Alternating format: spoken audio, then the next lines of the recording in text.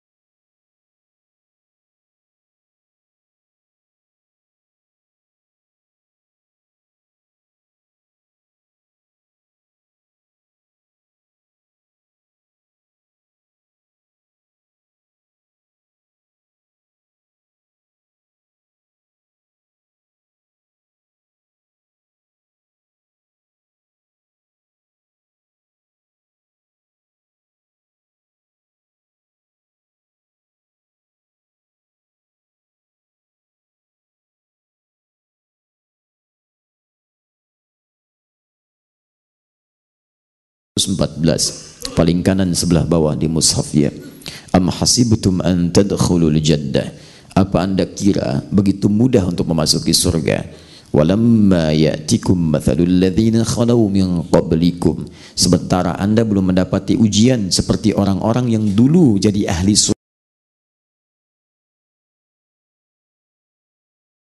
surga dengan jaminan lisan Nabi itu diuji. Masat humul ba'sa, ujian pertama masih ringan. Jadi ada orang yang ingin dijadikan sebagai ahli surga, dia pengen ke surga, baru mencapai perubahan, masih ringan ba's. Orang Arab mengatakan kalau ada ujian ringan mesti dilalui dengan mudah, mereka katakan la ba's. Anda mau berangkat ke masjid, hujan rintik-rintik kecil saja, maka ketika dikatakan nazil matar, hujannya turun, Anda katakan la ba's. Ini nggak apa-apa, ringan nih. Ya, diserap ke dalam bahasa Indonesia, labas, lewat.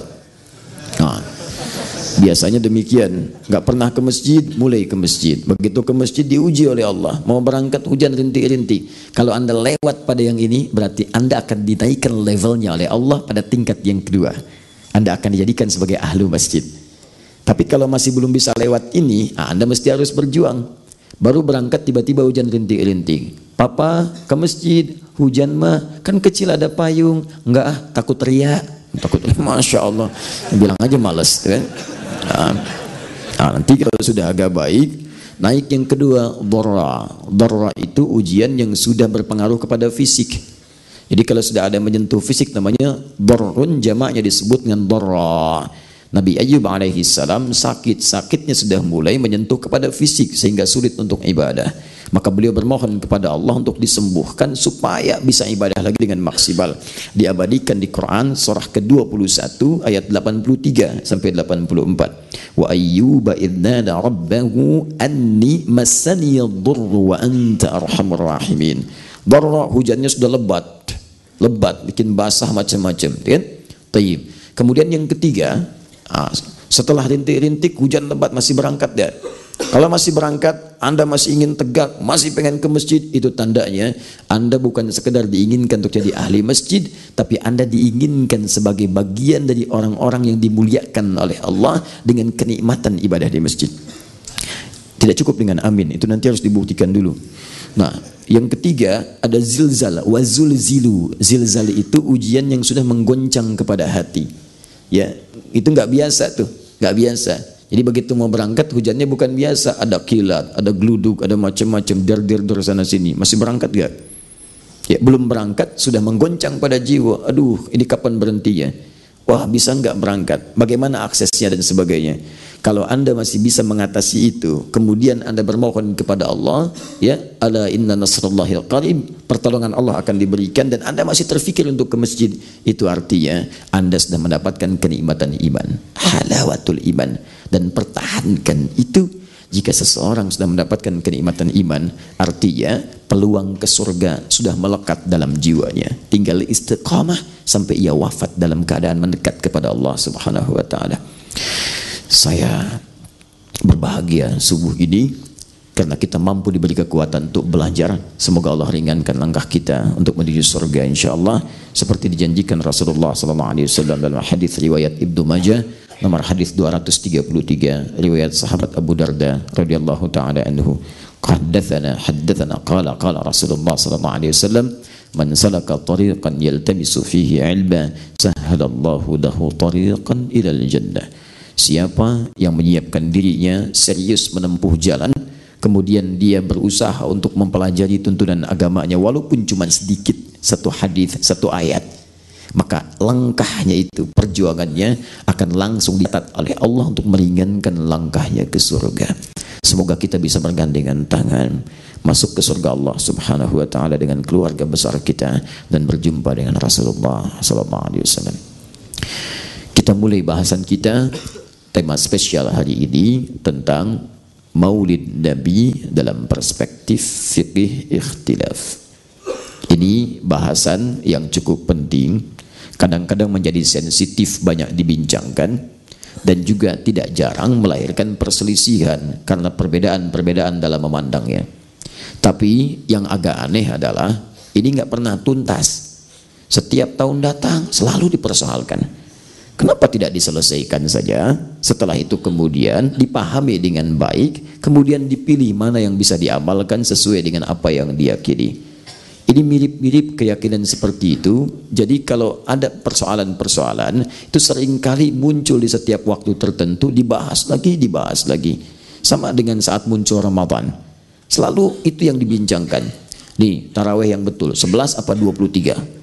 Kalau 11, 2222 ujungnya 1, atau 222 ujungnya 3, atau 2221, atau 443. Mana formulasinya yang benar? Tuh. Ini selalu jadi begitu tuh. Yang benar 443. Kemarin juga MU 443 bisa ngalahin Juventus, nggak ada hubungannya. Ya, baik. Jadi kita akan lihat seperti ini, jangan sampai terulang lagi lah. Setiap tahun itu aja yang dibahas, nggak selesai-selesai. Apa nggak ada kerjaan lain? Ya. Ayo kita maksimalkan hari ini supaya kita bisa memilih yang terbaik. Baik, sekarang kita bahas maulid dalam perspektif fikih ikhtilaf. Karena bahasan kita fikih ikhtilaf, maka kita pun akan bingkai pembahasan maulid ini dalam pendekatan fikih ikhtilaf. Saya ingin tegaskan dulu sebelum kita mulai bahasannya dengan lebih mendetil. Ingat ya, kalau dikatakan fikih ikhtilaf, ini kelihatan Pak Sueli? Belum saya tulis. Luar biasa. Masya Allah, luar biasa komandan kita ini, belum ditulis sudah kelihatan. Fiqhul ikhtilaf. Ini ya. Bismillah. Ini dalam perspektif fikih ikhtilaf. Gini, fikih itu ada yang disepakati oleh para ulama, ada yang berbeda pendapat dalam menilainya. Kalau disepakati, kemungkinan cuma dua. Awas, disepakati itu namanya fiqhul i'tilaf. Jadi ada ikhtilaf, ada i'tilaf, itu beda. Ya, nanti ada al-i'tilaf, i'tilaf. Dia cuma beda harakatnya kha dengan hamzah. Nah, i'tilaf, ada ikhtilaf. Kalau ini yang disepakati, fiqhul i'tilaf, sesuatu yang disepakati. Ini ada dua jenisnya. Satu, disepakati hukumnya bahwa itu sepakat benar untuk dilakukan, sah, halal, ya, benar untuk dikerjakan. Misal, apa hukumnya kita menunaikan sholat berjamaah? Apa hukumnya kita menunaikan sholat 5 waktu? Apa hukumnya kita menunaikan tahajud? Itu enggak ada perbedaan pendapat di situ. Baik, hukumnya menunaikan sholat 5 waktu wajib. Sudah selesai, dalilnya sudah ada, Al-Qur'annya, hadisnya sudah ada, contohnya ada. Jadi kalau ada yang mengatakan misalnya terdapat perbedaan pendapat tentang hukum sholat fardu, artinya orang itu nggak pernah sholat. Jadi ada yang sudah sepakat kebenarannya, benar untuk dikerjakan, hukumnya sudah jelas, maka ini masuk dalam kategori fikih yang disepakati. Ada yang kedua, sepakat bahwa itu salah, sepakat bahwa itu keliru, sepakat bahwa itu mesti ditinggalkan. Apa diantaranya misalnya? Misal, maaf, praktek-praktek dalam ibadah seperti tadi, contohnya sholat. Salat dicontohkan oleh Nabi SAW, rakaatnya diatur, subuh itu 2 rakaat. Tiba-tiba ada orang datang, saya baru berhijrah, kemarin saya banyak berbuat maksiat, sekarang saya akan bertobat, mulai hari ini saya akan ganti salat-salat terdahulu, subuh kali ini 3 rakaat. Nggak bisa. Jadi yang seperti itu sepakat salahnya, persis seperti cara-cara salat yang kemudian diluruskan. Ya, ada sudah banyak di zaman Nabi, di hadis Muslim nomor hadis 397. Ada orang datang kepada Nabi namanya Khalad bin Rafi Az-Zuraiqi, datang kepada Nabi di masjid Nabi, salat di samping Nabi, wan nabiyyu fi nahiyatin ukhra minal masjid, Nabi di sisi lain di masjid. Begitu orang ini salat, kemudian sampai selesai, sallama yaminan wa syamala, salam ke kanan dan ke kiri, thumma atan nabiyya sallallahu alaihi wasallam. Dia mendatangi Nabi, faqala assalamu alayka ya Rasulullah. Dia berkata assalamu alayka ya Rasulullah. Dijawab oleh Nabi, wa alaikassalam warahmatullah, irji' salli fa innaka lam tusalli. Balik lagi salat karena kamu belum sholat. Diminta sholat lagi. Dan ulama sepakat ketika melihat ini, mereka menyimpulkan ada yang salah dalam sholatnya. Diperbaiki oleh Nabi dari wudhu sampai dengan selesai sholatnya. Dicontohkan sampai mengatakan di Al-Bukhari nomor hadis 651, sallu kama ra'aitumuni usalli. Itu kesalahan-kesalahan yang disepakati. Nah, kalau sudah disepakati salahnya, maka ulama sepakat ini salah, tinggalkan. Gak usah kreatif. Yang ini benar, lakukan. Jangan tambah, jangan kurangi. Sholat 5 waktu tetap 5. Kalau dikurangi salah 4. Kalau ditambah 6 terlampau soleh Anda. Ya? Nah, ini ikhtilaf namanya. Adapun yang ikhtilaf ini, ikhtilaf itu artinya beda pendapat di antara para ulama. Yang satu mengatakan lakukan, misalnya, yang satu mengatakan tidak dikerjakan. Dua-duanya punya dalil. Ini punya dalil, ini punya dalil. Yang ini punya landasan, yang ini pun punya landasan. Keduanya memiliki pegangan. Nah, dalam dua hal ini, pegangan yang dipegang oleh mereka, ada ayat-ayat Qur'annya, ada hadis-hadisnya, dan masing-masing punya dalil yang menguatkan. Sepakat para ulama, kalau sudah terjadi seperti ini, bahasanya fikih ikhtilaf, maka yang dilakukan adalah dengan dua cara.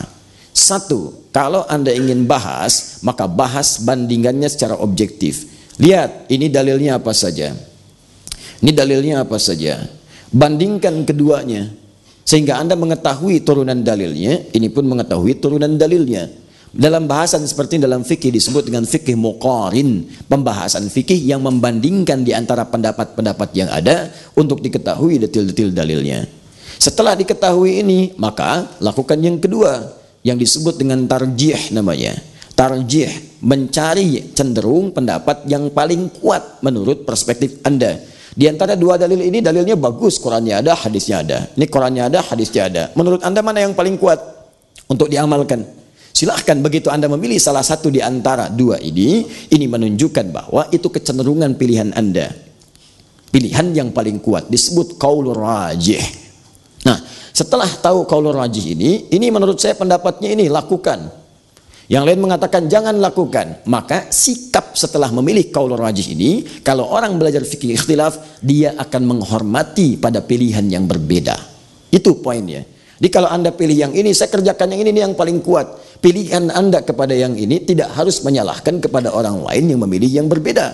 Tapi hormati karena dia punya landasan dalil mungkin yang tidak sama dengan Anda, sekalipun Anda memilih yang berbeda. Ini sudah banyak kita ambil contohnya. Ya, misal ada orang kunut pembahasan yang lalu. Yang kunut ini dalilnya, ada turunannya. Yang tidak kunut pun punya dalil. Ini turunan-turunannya. Anda bandingkan, pilih oleh Anda. Oh, ini dalilnya ini, dalilnya ini. Saya cenderung dipakai aja deh. Seperti Imam Syafi'i, Imam Malik mempraktekannya. Ya, atau yang lain mengatakan, enggak, menurut saya seperti Imam Abu Hanifah, ini yang paling cocok. Ini saya tidak kerjakan. Atau yang ketiga mengatakan tidak, saya seperti Imam Ahmad saja, saya enggak kerjakan yang ini saat ini, subuh tidak saya kerjakan, tidak juga kemudian saya lakukan di yang lain kecuali ada peristiwa penting saja membutuhkan doa, namanya nazilah. Tidak apa-apa. Toh Imam Asy-Syafi'i kunut tapi menghormati kepada Imam Abu Hanifah yang wafat beliau di tahun saat beliau dilahirkan. Toh beliau juga kemudian kunut tapi menghormati muridnya Imam Ahmad. Demikian Imam Ahmad menghormati gurunya Imam Asy-Syafi'i. Tidak ada masalah. Jadi imam besar, salafus saleh, ahli ilmu, ahli Quran, ahli hadis, beda pendapat, saling menghormati. Anda bukan imam, makmum kadang-kadang, Quran belum hafal, hadis juga belum paham, berapa yang dikuasai oleh Anda, beda pendapat, kenapa Anda merasa benar sendiri? Itu poinnya. Jadi kadang-kadang disimpulkan yang ketiga yang selalu salah. Ingat, yang kunut benar, tidak kunut benar, yang salah yang tidak sholat subuh.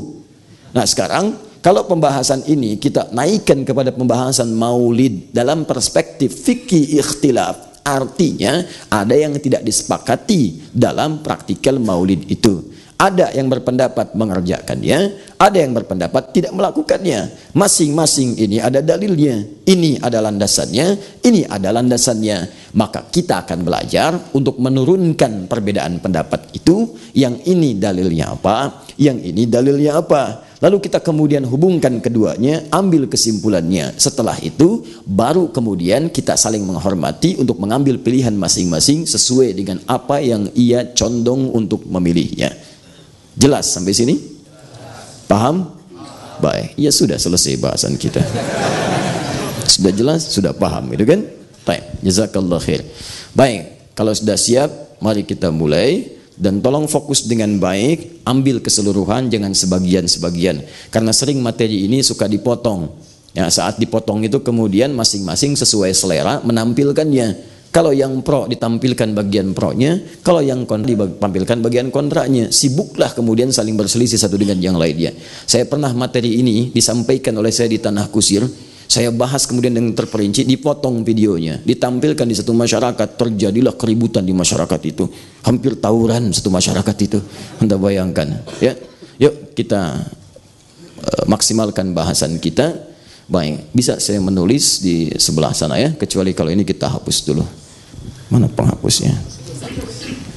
Oh, Masya Allah, ada di sini. Biar dan saya selesaikan ini ya. Baik, Bismillah. Yuk kita mulai. Satu, maulid dalam perspektif fikih ikhtilaf. Yuk kita biasakan seperti pernah kita bahas dalam pertemuan-pertemuan sebelumnya. Ini penting ya, hati-hati, ini sangat penting. Saking pentingnya susah dihapus tuh. Ya. Baik. Satu, yuk kita mulai. Kita mulai dulu biasakan dengan definisi untuk memahami apa yang dimaksud pembahasan ini. Ya. Kita bahas panjang-panjang maulid, tapi nggak ngerti apa itu maulid. Apa itu maulid? Ya maulud. Apa itu maulud? Ya maulid. Dua, tentang sejarahnya. Biasa kalau ayat turun ada sejarah disebut dengan asbabun nuzul, kan? Kalau hadis muncul maka ada yang disebut dengan asbabul wurud. Kalau kisah itu hadir, itu yang disebut dengan asbabul muncul. Ya, apa sejarahnya? Kita lihat. Tiga, dalil-dalil yang menyertainya. Keempat, kemudian perbandingan dalilnya. Kelima, kemudian pendapat yang paling kuat atau tarjihnya. Jadi ada 5 aspek pembahasan kita insyaallah dalam pertemuan kali ini.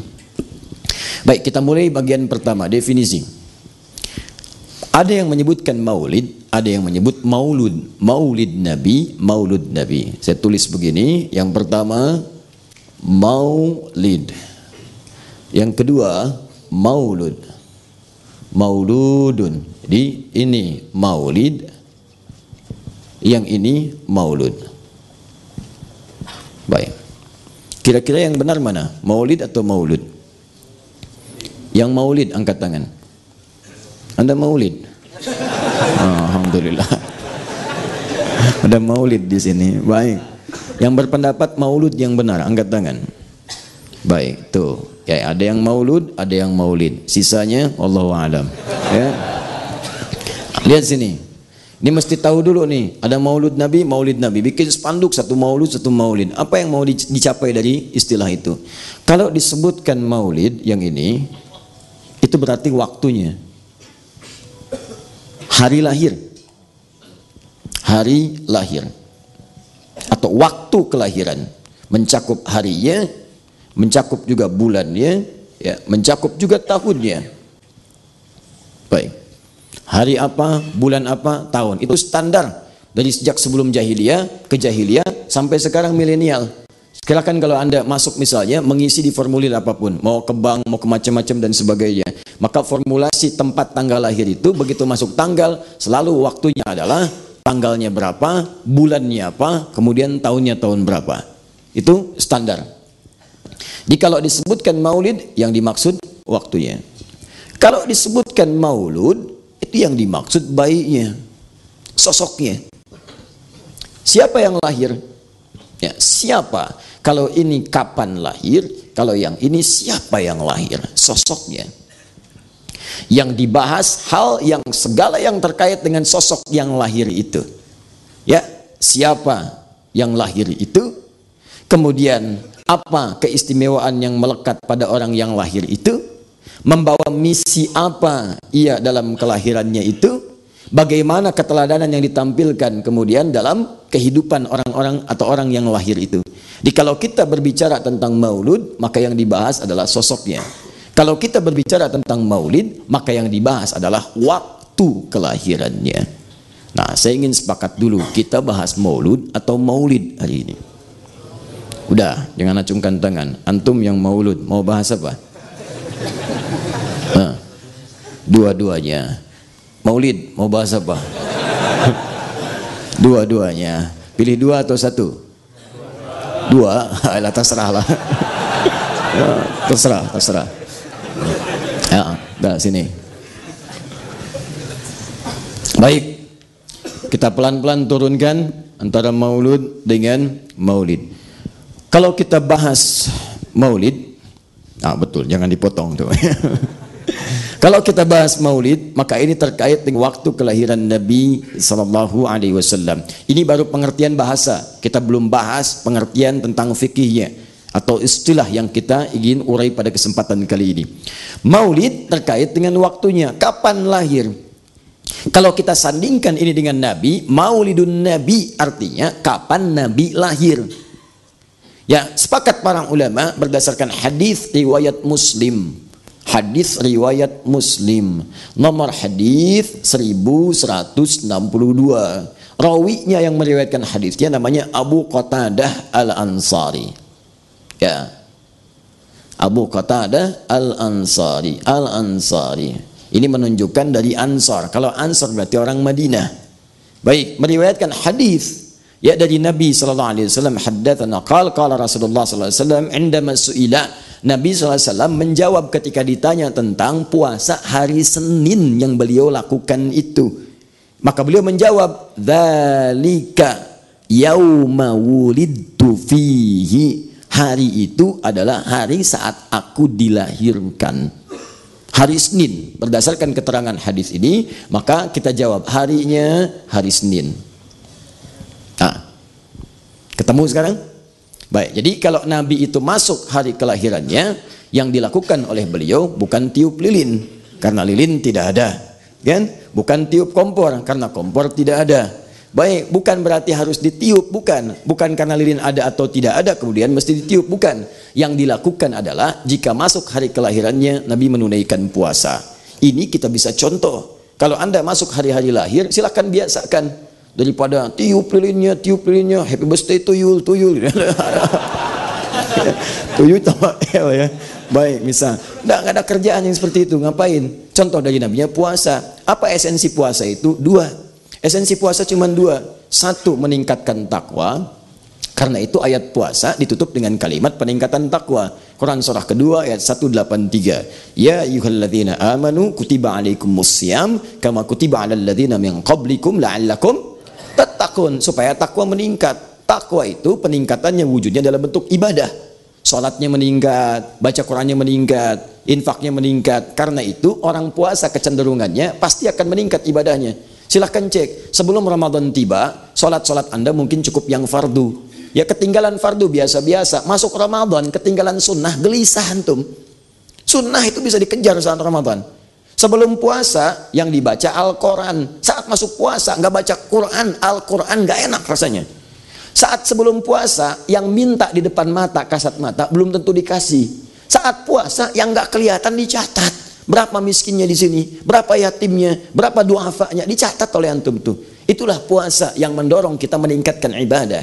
Jadi kalau sudah masuk ke hari lahir dicontohkan oleh Nabi, hei ini hari kamu lahir, boleh jadi kamu wafat juga di hari ini. Dari sekian sampai kamu lahir sekarang, usia 40 tahun, 45 tahun, sudah berapa banyak bekal akhiratnya? Katanya pengen ke surga, surganya Firdaus, bersama Nabi lagi. Tapi sholat masih ketinggalan, baca Quran masih belepotan, infak juga belum ada yang dikumpulkan. Cita-cita surga, surganya Firdaus. Sampai di mana pemikiran kamu? Sehat, ya? Nah itu poinnya. Jadi kalau sudah masuk hari lahir banyak muhasabah, lihat-lihat, itu poinnya. Dia bisa diartikan puasa secara real, bisa diartikan juga introspeksi diri, catat kalau diwafatkan hari ini seperti apa bekal yang dibawa. Jangan-jangan selama ini sibuk dengan dunia, akhirat lupa untuk disiapkan. Kedua, fungsi puasa itu menekan maksiat, nafsu ditekan. Makanya saat puasa dijaga-jaga maksiat. Orang bicara biasanya misalnya ada bicarakan orang lain, tahan-tahan, marah ditahan-tahan. Silahkan cek. Ya, terprovokasi ditahan-tahan. Minimal latihan puasa itu membuat kita lebih kuat menahan maksiat. Dipaksakan. Motivasi awalnya takut batal puasa. Kesananya akan jadi kebiasaan. Ya, sekarang maghrib misalnya. Jam berapa maghrib sekarang? Tuh, ayo lihat sana tuh. Ayo lihat sana. Oh, jam berapa? 17.48, 17.45 kemerdekaan. Dia kan 17.47. Macam-macam lah. Ambil 17.48 maghrib jam 17.30 setengah 6 dicela habis-habisan. Dasar kamu gini gini gini, dasar Pak Suhaili gini gini gini gini, macam-macam itu kan. Polisi masih dimarahin, ya. Oh, ditahan sama beliau, nggak marah. Kenapa? Pak, kok nggak marah? Ah, nanti aja habis maghrib. Habis maghrib tuh. Tahan, minimal takut batal. Tunggu habis maghrib lupa. Karena untuk apa marah? Tahan, tahan, tahan. Jadi kalau ini rumus dipraktekkan dengan baik, dibaca hadisnya, masuk hari lahir puasa, introspeksi, jauhi maksiat, tingkatkan ibadah. Kalau semua orang begini, jadi orang baik, Pak. Jadi orang baik, teman-teman. Di Islam itu semua tuntunannya indah. Ini baru satu. Jadi kalau kita bahas ini, pelan-pelan kita bahas. Kalau disebut maulid, ini yang kita terangkan. Dua, bulannya bulan apa? Ya, disepakati oleh orang ulama, walaupun sedikit ada perbedaan dalam detailnya. Ya, yang banyak menyepakati bulan Rabiul Awal. Rabiul Awal. Ya. Ada sebagian mengatakan lahir di bulan Ramadan, tapi pendapatnya tidak kuat. Yang paling kuat adalah kebanyakan berpendapat Rabiul Awal. Di harinya hari apa? Senin. Bulannya bulan apa? Rabiul Awal. Jelas sampai sini? Baik, jadi kalau Rabiul Awal berarti bulan keberapa? 5 atau 6? 4. 4 atau 3? 3 gitu. 10, 5, 6, 4, 3, 1. Yuk kita hitung. 1 apa? Bukan Muharram, Al-Muharram. Al, pakai al, ingat. Al, banyak yang salah, orang Arab pun salah. Ya, saya waktu dulu ngajar orang Arab di Arab, banyak mengatakan Muharram. Yang benar Al-Muharram. Itu masuk dalam bab Al-Akhta' Al-Lughawiyah Asy-Syai'ah. Kesalahan-kesalahan yang banyak menyebar, disebut salah. Sudah nyebar luas, kaprah, maka muncul istilah salah kaprah. Ya, Muharram itu kalau tidak pakai al, itu artinya segala yang diharamkan. Mabuk, Muharram. Judi, Muharram. Berselisih, Muharram. Korupsi, Muharram. Hukumnya haram. Kalau Anda ingin mencoba menjadikan waktu-waktu Anda bebas dari yang segala yang diharamkan, di saatnya saya meninggalkan yang diharamkan, maka tambahkan al di depan nama itu. Jadi al-Muharram, waktu berlatih meninggalkan segala yang diharamkan oleh Allah Subhanahu wa taala. Makanya sejak zaman jahiliyah ketika ada al-Muharram, orang-orang jahiliyah itu mereka sudah semua gencatan senjata. Unik nih. Di bulan-bulan haram ini, di bulan-bulan haram, masuk al-Muharram, sudah, nggak boleh ada yang berperang, nggak boleh ada yang berselisih, tidak boleh kemudian ada yang saling mencela, bunuh macam-macam, nggak boleh. Berhenti sejenak di sini. Jadi kalau ada yang dicela sekarang, balasnya nanti, ya bulan berikutnya lagi. Tuh, itu. Jadi mereka tahan-tahan betul. Itu al-Muharram. Bulan kedua disebut apa? Safar. Bulan ketiga disebut apa? Rabiul Awal. Bulan yang ketiga. Bulan yang keempat? Bukan Thani tapi akhir. Kalau Thani nanti ada Thalith, ada Rabi dan sebagainya. Rabiul Akhir. Yang kelima apa?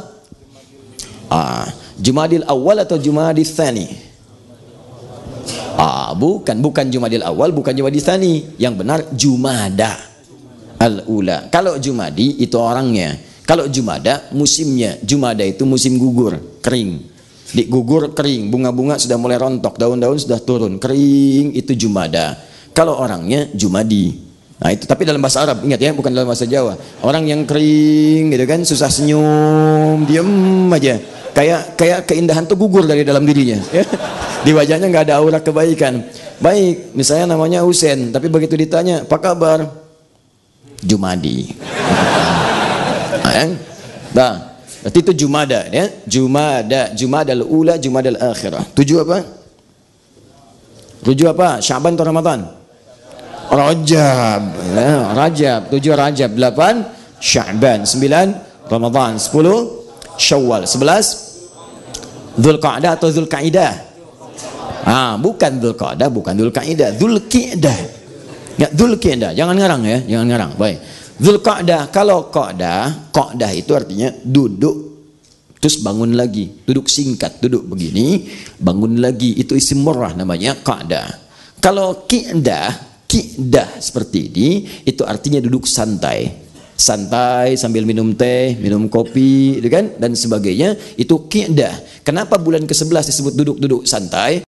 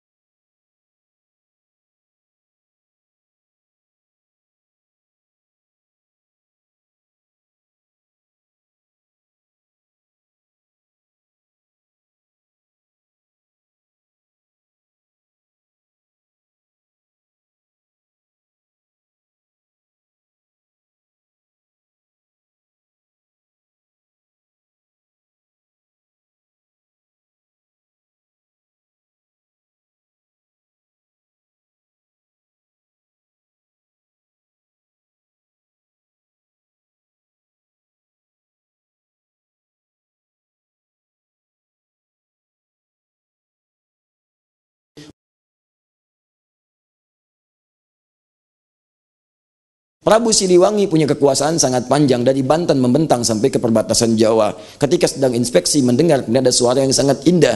Dilihat-lihat oleh beliau, ternyata Masya Allah seorang perempuan cantik luar biasa, punya aura yang bagus, kalimatnya bagus. Beliau kemudian berminat untuk menikahinya. Masya Allah, kalau Anda kedatangan seorang raja yang punya pengaruh luar biasa, hartanya melimpah, ingin melamar anak Anda, diterima atau tidak? Coba lihat, terima. Oh, Masya Allah. Baik, raja itu adalah Fir'aun, diterima nggak? Lihat dulu raja itu siapa. Perhatikan Nyai Subang Larang, ini raja punya pengaruh luas, tapi di hatinya keluar kalimat yang sangat indah. Anda masuk Islam, saya terima pinangannya. Anda masuk Islam, tidak ada getaran, tidak ada ketakutan dan sebagainya. Kalau orang sudah mendekat kepada Allah dengan kuat, maka yang ada ketakutan dalam dirinya hanya takut kalau melanggar ketentuan Allah. Tapi yang terjadi kalau kalimat Allah diucapkan lewat hati yang kuat, maka sentuhannya akan ke hati. Sentuhannya ke hati. Di ketika Anda tepat menyentuh dia di hatinya, maka dia akan jadi milikmu selamanya. Wah, masuk dia ke situ. Kenapa? Catat tuh. dibuat status ya. Kemudian nikah dengan Nyai Subang Larang, masuk Islam. Ketika menikah itulah kemudian melahirkan 3 orang anak. Anak pertama, karena tradisi pada saat itu memberi nama dengan nama-nama tadi, momentum binatang yang kuat yang ini, seperti nama-nama jahiliyah dulu diberi nama. Maka muncullah anak pertama lahir tahun 1423, dikenal dengan Walang Sungsang. Baik, yang kedua perempuan tahun 1426 dikenal dengan Rara Santang. Yang ketiga 1427 dikenal dengan Raja Sengara. Begitu lahir sangar wajahnya, disebut Raja Sengara, ya. Nah, ini kemudian berubah nama, Walang Sungsang jadi Abdullah Iman, Rara Santang nanti menjadi Syarifah Mudaim. Keterangan ini disebutkan diantaranya dalam buku Api Sejarah karya Profesor Ahmad Mansur Suryanegara, halaman 147, ya, dicetakkan tahun 2017 di bulan April bertepatan dengan Jumadil Awal. Nah, teman-teman sekalian, di situ turunannya. Nanti kalau dibahas lebih panjang lagi, Syarifah Mudaim dengan Abdullah Iman kemudian pergi menunaikan haji. Saat menunaikan haji di situ bertemu dengan salah seorang anak Ahmad Jumadil Kubra, namanya Syarif Abdullah, berasal dari Mesir, menikah dengan Syarifah Mudaim, melahirkan anak namanya Syarif Hidayatullah. Tinggal di Mesir selama 20 tahun, belajar dengan Pak Ilah As-Sakandari, ya, penulis kitab Al-Hikam itu. Pulang kemudian ke Nusantara menghadap kakeknya Prabu Siliwangi, diberi wilayah di Gunung Jati dikenal dengan Sunan Gunung Jati. Abdullah Iman balik diberikan daerah namanya Lemah Hungkuk. Di Lemah Hungkuk itu ada campuran ras macam-macam, ada Arab, ada Cinanya, ada lokalnya. Kebiasaan mereka itu mengambil udang-udang untuk jadikan terasi, ya, ada airnya dikeringkan dulu, air bahasa lokal disebut dengan cai, disingkat jadi ci, ambil diproses jadi udang-udang, kemudian diproses lagi, kemudian jadi makanan-makanan disebut dengan rembon, udang rembon, maka campurannya disebut dengan Cirebon. Ada yang mengatakan dari Caruban, Carubannya sekarang ada di wilayah Lasem. Kalau Anda ke Lasem, kalau Anda lewat misalnya dari Pantura itu, dari Semarang belok kiri masuk ke Demak, Demak kemudian tembus ke Kudus, Kudus kemudian ke Pati, Pati ke Rembang masuk Lasem. Sebelum Masjid Agung sebelah kirinya ke arah kemudian pantai, belok kiri di situ ada wilayah Caruban, ada pantainya di situ. Ada beberapa yang makam-makam yang orang-orang dulu di situ, ya. Nah, kira-kira begitulah ya. Di Cirebon. Sudah, nanti kelamaan kita. Apa hubungannya dengan Maulid Nabi? Tidak ada. Balik ke sini.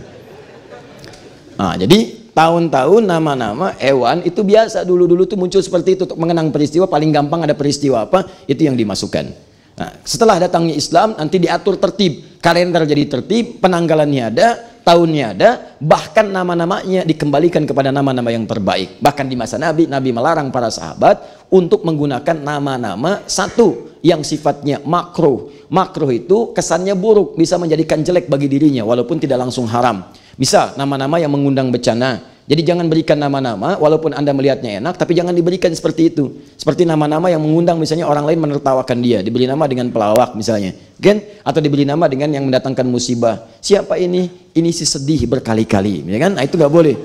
Jangan tinggalkan, termasuk gelar. Gelar, bahkan turun ayat di situ. Bi'salisbul fusuqu ba'dal iman. Jangan kalian tanabazu bil alqab, berikan gelar-gelar yang tidak sesuai. Apalagi gelar-gelar menyimpang. Di Ustadz misalnya sekarang banyak disingkat, nggak apa-apa, kalau bagus tidak ada masalah untuk memudahkan. Ustadz Ali Hidayat, UAH. Ustadz Abdul Somad misalnya, UAS. Ustadz Bakhtiar Nasir, UBN. Tapi tidak semua Ustadz disingkat jadi bagus. Ustadz Yaya Kusmayanto, Uya-Kuya misalnya, kan nggak enak. Sudah. Dah dihafal. Nah, jadi lahirnya bulan apa? Rabiul. Tahunnya tahun apa? Tahun gajah. Dilihat tahun gajah ke penanggalan sampai kekinian, ketemulah 571 Masehi. Antara 570 sampai 571 Masehi. Baiknya 600 tahun setelah dari risalah Nabi Isa alaihissalam. 2000 tahun dari risalah Nabi Musa alaihissalam. Tahunnya kemudian ketemu dipetakan tahun gajah dengan kisaran tahun ini. Kemudian Rabiul Awal dicari lagi Masehinya bertepatan dengan bulan April. Kemudian ketemu nih tanggalnya berapa nih hari Senin ini? Nah, ada yang kemudian melihat ada perbedaan pendapat. Ada yang mengatakan tanggal 8, ada yang mengatakan tanggal 9, ada yang menulis lagi tanggal 10, ada yang mengatakan tanggal 12. Yang populer tanggal 12, walaupun belakangan kemudian yang terkuat menunjukkan tanggal 9. Sedangkan 12 itu waktu wafatnya Nabi SAW. Ya, terlepas dari ini semua, ini pendekatan-pendekatan hitungan, tapi mereka sepakat di bulan Rabiul Awal, harinya hari Senin. Jelas di sini? Baik, yang lebih sepakat lagi orangnya ada. Yang bahaya itu, sepakat tanggalnya itu terjadi, sepakat tanggal sekian, tapi nggak ada yang lahir. Itu yang bahaya, ya. Karena itu kita bahas sekarang. Ini tanggalnya sudah ketemu waktunya, baru kemudian kita bahas tentang sosoknya secara singkat. Nanti kita padukan dua ini dengan perjalanan sejarah, kapan kemudian muncul seperti apa yang disebut Maulid Nabi dalam pengertian masa kini. Kalau disebutkan Maulud, itu sosoknya. Siapa sosok yang lahir? Seorang yang sangat mulia. Saking mulianya, sosok ini dinantikan oleh orang-orang sebelumnya. Bukan hanya orang biasa, tapi kalangan-kalangan para nabi. Bahkan maaf ya, pemuka-pemuka umat sebelumnya pun dari kalangan Yahudi dan Nasrani mengharapkan kedatangan sosok ini. Ini saking mulianya, 30 generasi sebelum kelahirannya sudah dimohonkan kepada Allah supaya lahir. 30 generasi sebelum kelahirannya. Beliau ini kalau diurutkan sampai 30 generasi ke atasnya, itu bertemu dengan Nabi Ibrahim alaihissalam. Muhammad bin Abdullah bin Abdul Muttalib bin Hashim bin Abdul Manaf bin Qusay bin Murrah bin Kilab bin Ka'ab bin Ghalib bin Fihr bin Malik bin Nadar bin Kinana bin Khuzaimah bin Mudrika bin Ilyas bin Nizar bin Mudar bin Ma'ad bin Adnan bin Adi bin Adri bin Muqawwam bin Nahur bin Tarih bin Ya'rub bin Yasjub bin Nabit bin Ismail alaihissalam bin Ibrahim alaihissalam. Pas 30. Ulangi. Nah, dia 30 generasi ini. Setiap generasi bisa ribuan tahun. Itu keduanya di zaman itu sudah bermohon kepada Allah. Lahir ya Allah, cepat kirimkan seorang Rasul. Kirimkan seorang Rasul menunjuk kepada beliau. Muhammad SAW. Dari mana tahunya Ustaz? Apakah Ustaz mengarang? Tidak. Keluarkan Quran surah kedua Al-Baqarah ayat 129. Paling kiri sebelah atas. Lihat ayatnya. Rabbana wab'ath fihim rasulan minhum. Ya Allah, setelah Nabi Ibrahim selesai meninggikan bangunan Ka'bah dengan Nabi Ismail, selesai Ka'bahnya berdoa di samping Ka'bah. Di antara doanya, ya Allah, Rabbana wab'ath fihim, mohon utus nanti seorang Rasul dari kalangan orang-orang masyarakat sekitaran Ka'bah ini. Ini Ka'bah. Utus ya Allah seorang Rasul nanti yang lahir di sekitaran Ka'bah. Dari masyarakat yang hidup sekitaran Ka'bah. Tidak ada satupun seorang Rasul yang lahir di sekitaran Ka'bah kecuali Nabi Muhammad sallallahu alaihi wasallam. Jadi kalau Anda umrah atau haji, saya bermohon pada Allah yang belum, semoga disegerakan ya, dan tidak cukup dengan amin nabung. Nah, ini Zamzam kan? Ini Ka'bah di sini nih. Ka'bah posisinya ini Zamzam Tower, ini Bukit Safa ini maaf Safwa, Burj Safwa. Ya, Hotel Safwa. Ininya ada jalan raya, di sini tempat burung-burung kumpul, di Jabal Kubais, ini Istana Raja membentang. Anda ke sini ketemu dengan Gate 1, King Malik Abdul Aziz, ya. Masuk sini boleh, tapi kalau mau baik ngelihat ke tempat rumahnya Nabi dilahirkan, Anda belok ke kanan ke sini. Begitu belok di sini, nanti Anda sebelah kiri yang bertemu dengan pintu 26, sini pintu 27, sebelah kanannya ini istana. Ya, di sini ada penjaganya, ada pos security-nya, CCTV-nya satu menghadap ke sini. Nah, ini ada penjaganya pakai pakaian warna coklat. Lurus, mulai kipas angin satu di sini sampai ke ujung. Ada 35 kipas angin sampai dengan ke ujung sini. Saya hitung langsung, ya. Baik. Kemudian di sini untuk mengajar, bukan ingin memetakan lain-lain ya. Ya.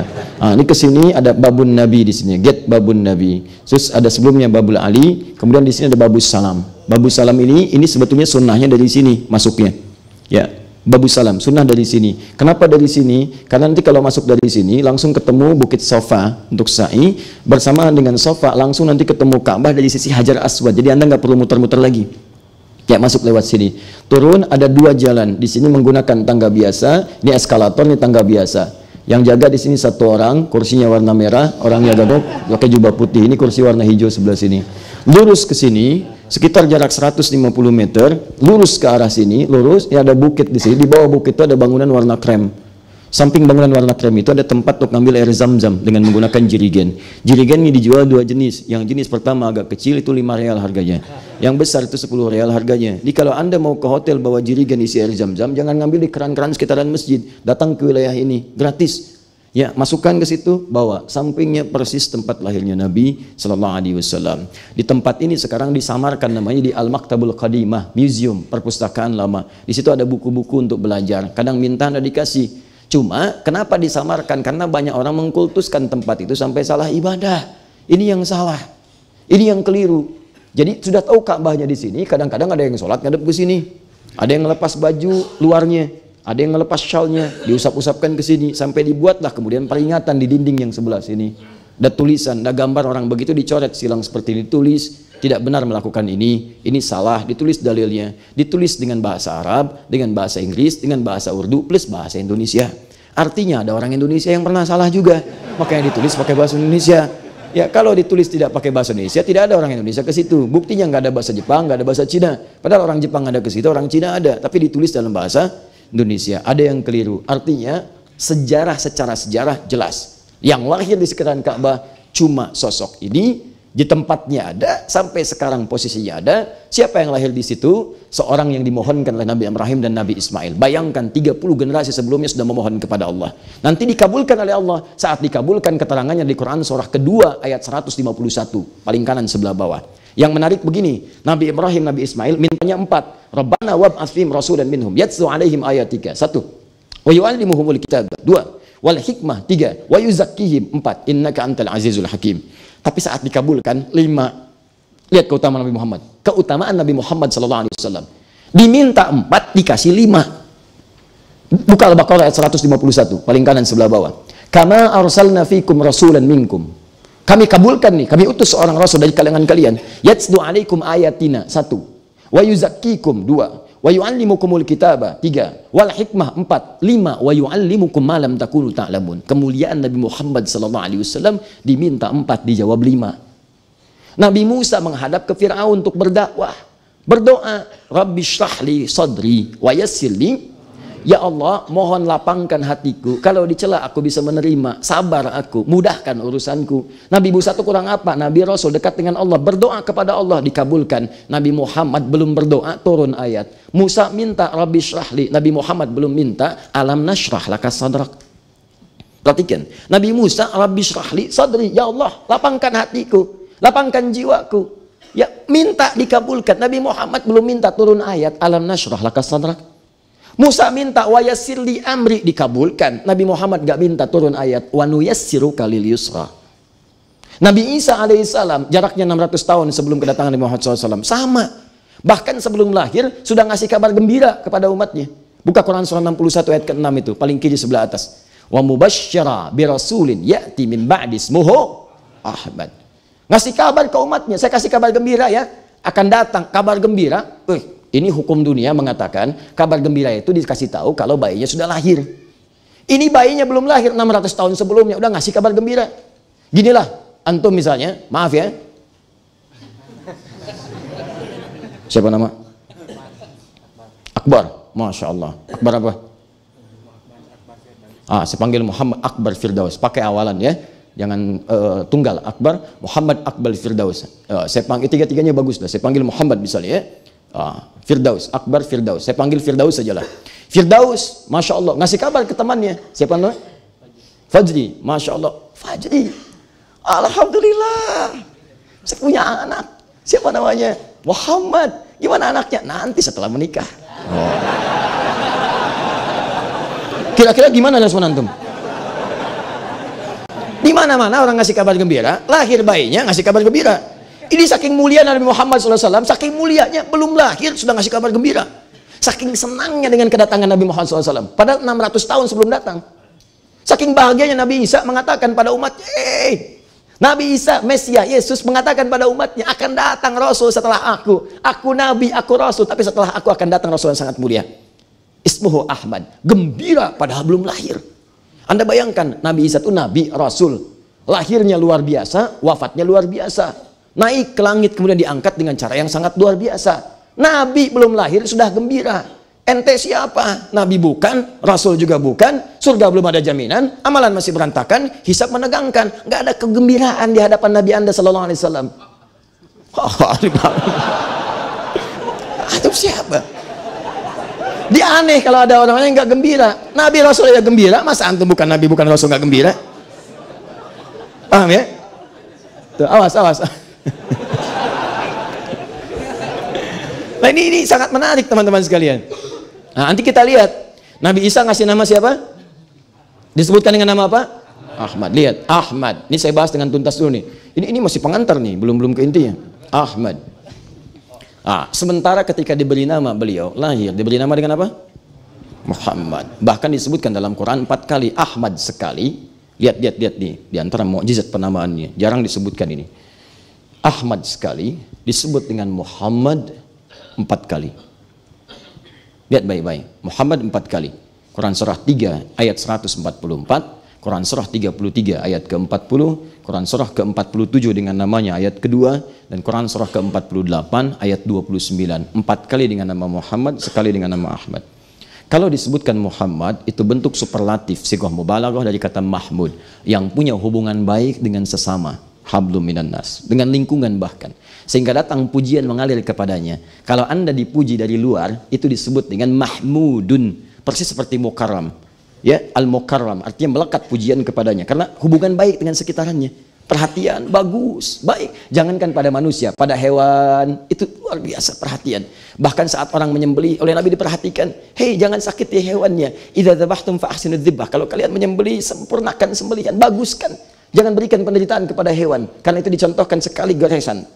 Gesek, ya, gorok sekali, sudah selesai. Ya, jangan sampai menyakiti hewannya. Bahkan saat Anda akan menyembelih pun kata Nabi, tajamkan pisaunya. Bahkan saat menajamkan pisaunya itu pun jangan di hadapan hewan yang akan disembelih. Siap-siap ya, siap-siap. Sabar nanti ya, sabar. Kandidat selanjutnya, kandidat. Nah, itu pada tumbuhan, silakan cek pada tumbuhan. Bahkan dalam suasana perang, kata Nabi jangan rusak tanaman.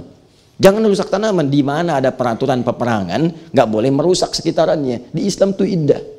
Dalam perang saja yang penuh dengan kecamuk, jangan rusak. Makanya heran kalau ada orang-orang tidak ada perang, dia nebangin pohon, dia gundulin hutan, nyebabin banjir. Ya, banjirnya banjir badang, banjir macam-macam dan sebagainya. Dosanya besar tuh. Dosanya besar. Dalam perang aja dilarang merusak tumbuhan. Ini nggak ada suasana perang, nebangin macam-macam sampai mengakibatkan musibah. Anda bisa bayangkan nggak? Dosanya besar. Nah, jadi ada hal-hal yang kelihatan kecil tapi dampaknya banyak. Itulah Muhammad. Kenapa disebut dengan Muhammad? Baiknya luar biasa. Nah, Nabi Isa itu punya sifat-sifat yang mirip-mirip sama dengan Nabi Muhammad. Apa sifatnya? Sama-sama punya ajaran kasih, punya ajaran sayang. Lewat dengan muridnya di samping sungai. Begitu lewat, muridnya mengatakan, guru, itu bangkai binatang itu bau sekali. Itu ada bangkai hewan yang dianggap haram kekinian. Itu kemudian di situ ada bangkainya, bau, kata muridnya. Apa kata Nabi Isa? Coba lihat giginya, begitu putih dan bersih giginya. Kata muridnya, guru, kenapa engkau berkata seperti itu? Jadi muridnya melihat, mencium baunya, Nabi Isa melihat putih bersihnya. Kata Nabi Isa, demikianlah manusia, dia hanya akan mengeluarkan apa yang ia fikirkan. Kalau pikirannya kotor, yang keluar yang kotornya. Kalau pikirannya bersih, maka yang keluar adalah kalimat kebersihannya. Saat orang lain memikirkan yang buruknya, Nabi Isa saking kasihnya memikirkan yang baiknya. Nabi Muhammad luar biasa. Jadi Nabi Isa luar biasa, punya dua sifat yang sama. Karena itulah ketika menyebutkan Nabi yang terakhir yang lahir nanti, beliau menyebutkan bukan dengan nama Muhammad, karena saat itu banyak menduga Nabi Isa itu Nabi terakhir. Maka beliau kemudian sampaikan, saya bukan yang terakhir. Yang terakhir itu nanti yang paling hebat dibanding nabi-nabi sebelumnya. Dia punya sifat kedekatan dengan Allah jauh dari nabi-nabi sebelumnya. Kalau satu kali Anda mendekat kepada Allah, satu keunggulan disebut dengan Hamid namanya. Hamidun, yang memuji Allah dalam satu sifat. Misal, rajin tahajud, tapi puasa belum konsisten. Senin Kamis belum, Ayamul Bid tidak, Daud juga, puasa Daud tidak sama sekali. Baru tahajud, itu Hamid. Atau sebaliknya, puasa rajin, tahajud belum.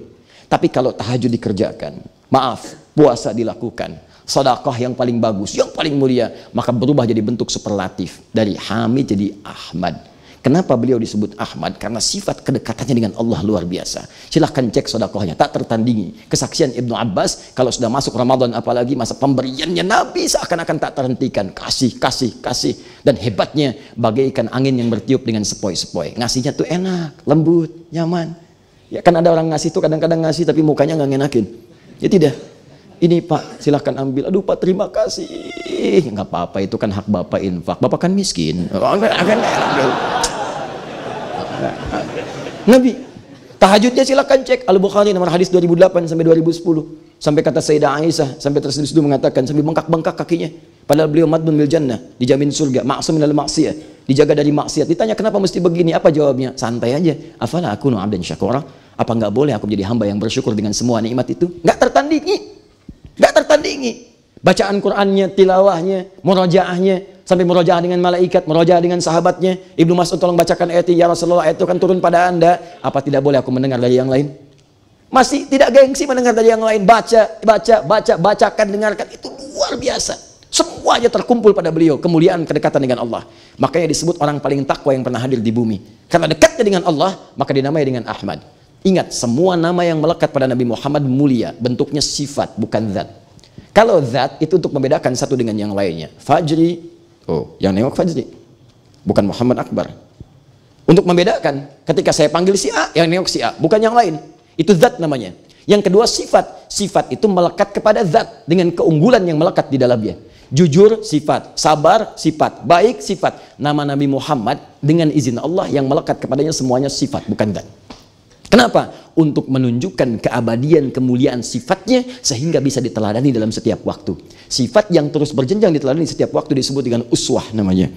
Maka turun Quran surah ke-33 ayat 21. Laqad kana lakum fi Rasulillahi uswatun hasanah. Ini dari segi penamaannya. Lahirlah sosok disebut dengan Muhammad, disebut dengan Ahmad. Saya tidak akan bercerita sampai kedalamannya, terlampau panjang kalau kita bahas. Singkatnya, sosok ini jadi inspirasi dari semua tahapan kehidupannya. Dari kecil jadi teladan, saat pemuda jadi Al-Amin, saat jadi Nabi semua terkumpul kemuliaan pada beliau. Sampai sebagai seorang ayah teladan, sebagai seorang suami teladan, seorang kakek teladan, seorang pemimpin teladan, seorang yang pernah berbisnis teladan, seorang yang pernah berdagang teladan. Semua aspek kehidupan terkumpul miniaturnya kepada kehidupan beliau. Dan hebatnya, semua yang bergabung dengan beliau, belajar dari beliau, juga jadi teladan dalam kehidupannya. Jadi kalau Anda jadi sosok apapun, tinggal cek profesi Anda apa, lihat pada kehidupan Nabi. Sederhana, ikuti jadi teladan Anda. Jadi suami, lihat, keluarkan bagaimana tipikal kepribadian Nabi. Jadi bapak, keluarkan. Jadi ibu, bagaimana ustadz, keluarkan istri-istri Nabi. Bagaimana hidup dengan beliau. Karena itulah istri Nabi ditetapkan oleh Allah lebih daripada 4. Kenapa? Saya sering katakan, karena mewakili seluruh karakteristik perempuan di muka bumi. Di Anda itu kalau pulang ke rumah, coba pelajari istri Nabi, Anda akan temukan di antara itu istri Anda pasti ada yang mirip dengan salah satunya. Bukan parasnya, kalau itu mesti jauh, ya. Bukan perilakunya. Ada sebelum menikah dengan Nabi kelihatan dari yang paling cemburuan sampai yang paling perhitungan ada Pak. Cemburunya dulu urusan dunia, ngitungnya urusan uang belanja. Setelah menikah dengan Nabi, masya Allah, bagaimana caranya satu kurma jadi ibadah. Cemburunya pada urusan ibadah. Kalau si fulana mendengar satu ayat ini, saya pun mesti mendengar satu ayat ini. Kalau dia tahajud dengan Nabi, saya pun mesti tahajud dengan Nabi. Nah, Anda lihat karakteristiknya dari yang paling gesit seperti Sayyidah Aisyah, dari yang sabar seperti Saudah binti Zam'ah, yang terkumpul semua kemuliaannya seperti Sayyidah Khadijah radhiyallahu taala anha. Coba lihat kira-kira istri Anda mirip yang mana? Keluarkan bimbingannya, ibu juga belajar. Anda akan temukan di situ bagaimana perbedaannya. Silahkan cek. Setelah itu kenikmatan hadir dalam rumah tangga. Mama, apa kabar hari ini? Kabarku secerah suasana hati Papa. Wah, Masya Allah. Papa bagaimana suasana hatinya? Mendung. Pokoknya enak lah. Nah sekarang dari semua kemuliaan-kemuliaan tadi, baik tanggal lahirnya, waktunya sudah tahu, sosoknya demikian adanya, tiba-tiba terjadilah kemudian perjalanan sejarah.